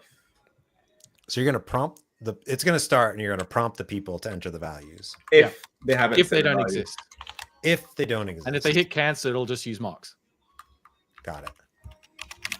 And then they can enter them at any time by invoking. Oh my god, is Maddy typing? Why is this? Something screwed up. Oh. I'm trying to add an icon. Oh, good. Nice. It's important work. I agree. Because you kind of want them in both places, right? You'd want to. Yeah. You know. So that's what he's doing. He's moving the logic into a method, a local function that he can then call from both places. How do I know our Savia. icons? Savia. Aspire command option. Resource name. Icon. Cancellation token. And then what you would do is you would refactor this into like a helper method, like a extension. You would put this in on a type. Yeah, he's just doing it as a local function inside the app host top level statements, but you could do it as a type and then just call it. Yeah, because that way your app host is slim and trim. Yeah, absolutely. Like this is at this point, it's just code factoring, right? Like just it's whatever. Make it a big mess or it's make called it nice. Be a good software engineer. Exactly. I didn't want to say it, but you got it working first, and it's all in one place. It's easy, and then you tidy it up afterward. All right, let my dog out. Millie! I can't pick an icon. This is the hardest part. Are you looking at the Fluent Icons database I am right looking now? at the Fluent icons. Yeah. I know what I'll do. I'll use the beaker. A key. What about a key? Oh, a key is good. Key. Can you use an emoji? You can use they're Fluent icons. So you have to give the name of a Fluent icon in here, and then it maps to the thing. To the SVG that's in the Fluent icons library that we reference in the dashboard. Custom icons is something that we've talked about supporting, but we just haven't done it. Like, gotcha. You would have to send SVG. Someone was asking me in the chat earlier if my app does live YouTube comments, and the answer is no, because actually YouTube doesn't have an API for live stream comments. Now there are scrapers out there, but the problem is also YouTube comment or chat messages don't get persisted, so it's very complicated. Myself, Jeff Fritz, other people have written. There's open source Python libraries. I actually at one point was hosting a Python library that did it, but they change their APIs nonstop and add new things. It's very brittle. So unfortunately, they don't have an API for it. And that is for sure. So, but it's a good question. I would love to. I think that, and then Twitch also is like Firehose. So it's real time. You can't go back in history. I don't think it's kind of like. Yeah. I think you have to watch the stream to see the comments, right?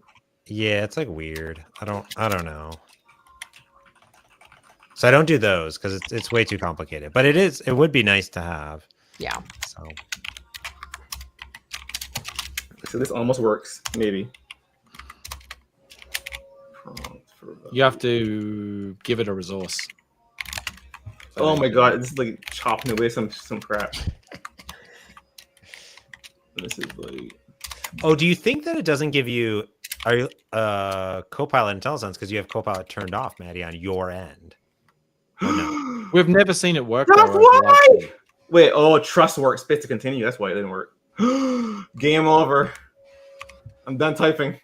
What's wrong? What's going on? You got it working? Yeah. What was it? You have to trust the workspace. Oh. 5 shows in, we finally figured it out. Oh my god! I'm never typing Game changer. That's hilarious. Wait, is that going to... Hang on, Fowler. That's going to do it for every resource. Yeah, well. You don't want that. You want it for the specific resource, don't you? Just put in pass the specific resource to that. Yeah, there you go. .resource. Okay. Looks good. So now, basically, when the app starts, you prompt for values. Does it not? And it will just always prompt. It doesn't prompt only if it thinks it needs it. It just does it every time at the moment. Yeah, we don't have a things it needs it feature yet. No, I just meant No, that's fair enough because we're not doing storage. Can you override the cancel button to just be use mock data? You could have another button that is use mock data that just sets everything. Do you want cancel to mean use mock data? Yeah. Yes. Yeah. Oh my gosh, I got Copilot. Oh my god. I can't see your Copilot though, so it looks like you're just kind of screaming at the computer. And then a whole bunch of code shows up instantly. Yeah. Trust the workspace, TIL. Is that it? So do you want to prompt? Do you want to sometimes to prompt only if? We're not storing the value, so we don't know. We have nothing to do that off, right? No, I have Copilot. No, I just want the cancel button to say. Oh, you have an M file. I forgot you did that. Yes. Okay. Oh, just making up stuff. All right. So now you can, if you have keys, don't prompt. If you don't have keys, treat it like a first time run experience. All right. Whatever. Let's build it up. Directory. It's like can't even keep up with Fowler. This is supposed to be. Are you following Fowler, or are you just scrolling around looking? No, I'm trying to figure out how I would overwrite the cancel button. You would override it? What do you mean? So you wanted to say something else? I wanted to say just use mock data. I don't think that's supported at the moment. I think it's either you say yes or no. You can look at the prompt. It's saying there's an options. I think you can pass it. I don't know what it can do though. I didn't think we had custom. I think we can because I made this comment on James and he said you can set whatever you want. Not this James, Newton King. The other James, yeah, better James. So is it an options object that you have to pass into the prompt async? It's probably yeah. Okay. I'll let Fowler finish what he's doing, so we're not jumping around too much. Okay.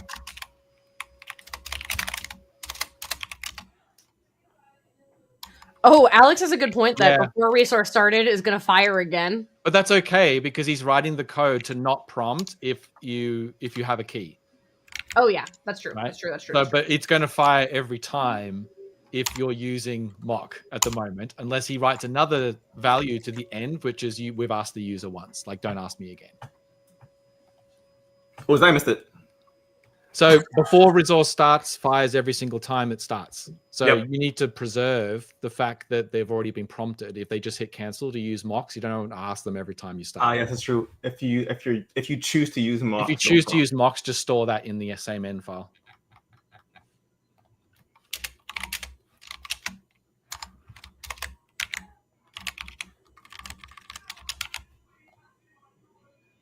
Maybe it's like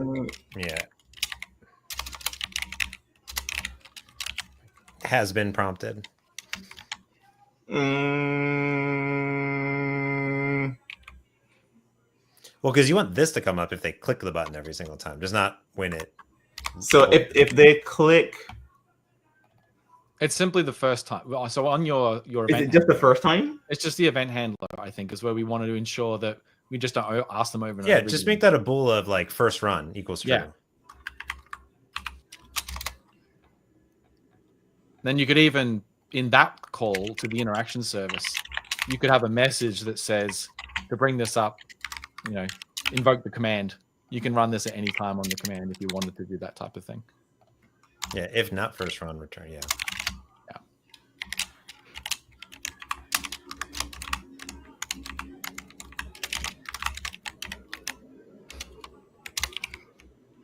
Oh my god! Interesting.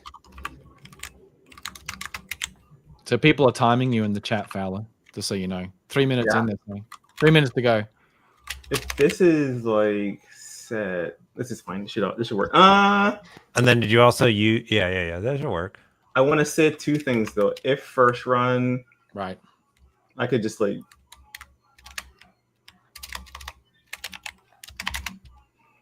I think this is how all of them end. Like everybody just has their hands on their face and just like staring. Just be reading other people's code while they're typing. That's how all AspiriFridays end. It's true. We all just are kind of like, okay. You're going to yell at Safia in 3 minutes? Wow. Me? Yeah. That's what she said. Jerk. Probably. Well, what did Safia do to you? This is like really good stuff. This is really good stuff. prompt for values equals true, equals false. If prompt for values equals false. Reads better. Okay. All right. Don't prompt for values if you have values in the end file. I could make this more. Nah, it's fine. It's fine. It's fine. It's fine. All right. So you need to clear delete your M file, I guess. I don't have one. No, whoever's running this needs to delete their M file so we can see the full flow. Oh, there's one. Has it not been run since you did that? There shouldn't be one. No. Okay, sorry. I thought you'd run it once since the end file code had been written. Hold on. So prompt is all this stuff, and then it clears values on cancel. Do you want it to prompt if there are no values? No. And before start? Or is only the first time, what we said. So if you restart the resource and you cancel prompt, it'll just fail to start. It'll just, we don't want it prompting every time if you said just cancel because you want to use mocks. Just once as long as values don't exist. Yeah. First run and no values exist. Yeah. All right, try it. I don't know if it works.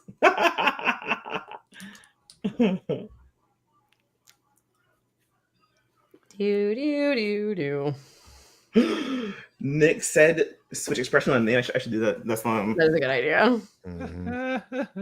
Thank Copilot.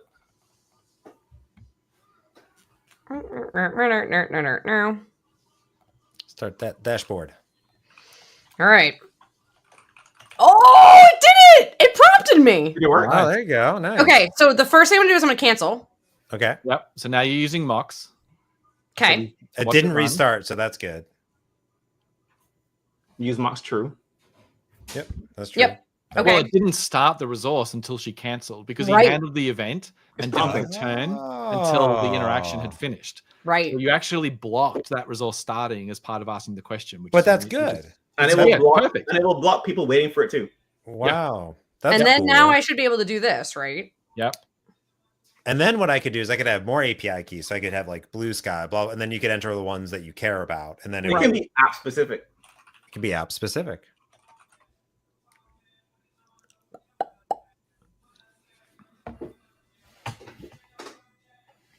Stopping, finish, running. Use mocks true. Nope, should be false now. That's good. There it is. Use mocks false. False. Check to see if the file is on disk, but don't show the file content. Yeah, don't open it. Definitely don't. In the VS codes. There it is. It's there. Yep. Don't click it. Got it. Don't click it. Don't click it. I'm not gonna click it. And now I should stop and restart the app host now, right? This is why user secrets is superior. 100%. Well, yeah. That's what I'm saying. Yeah. And now we have to build the freaking API to access it in the app host. So thanks. Yeah. You're welcome. That's what this show's all about, right? Those paper cuts. Exactly. All right. I think this has been a successful demonstration of what this did. It work? It started right up, bro. Look at Bingo. That. Bango. False. That's so good. Look at that. Wait, that's crazy.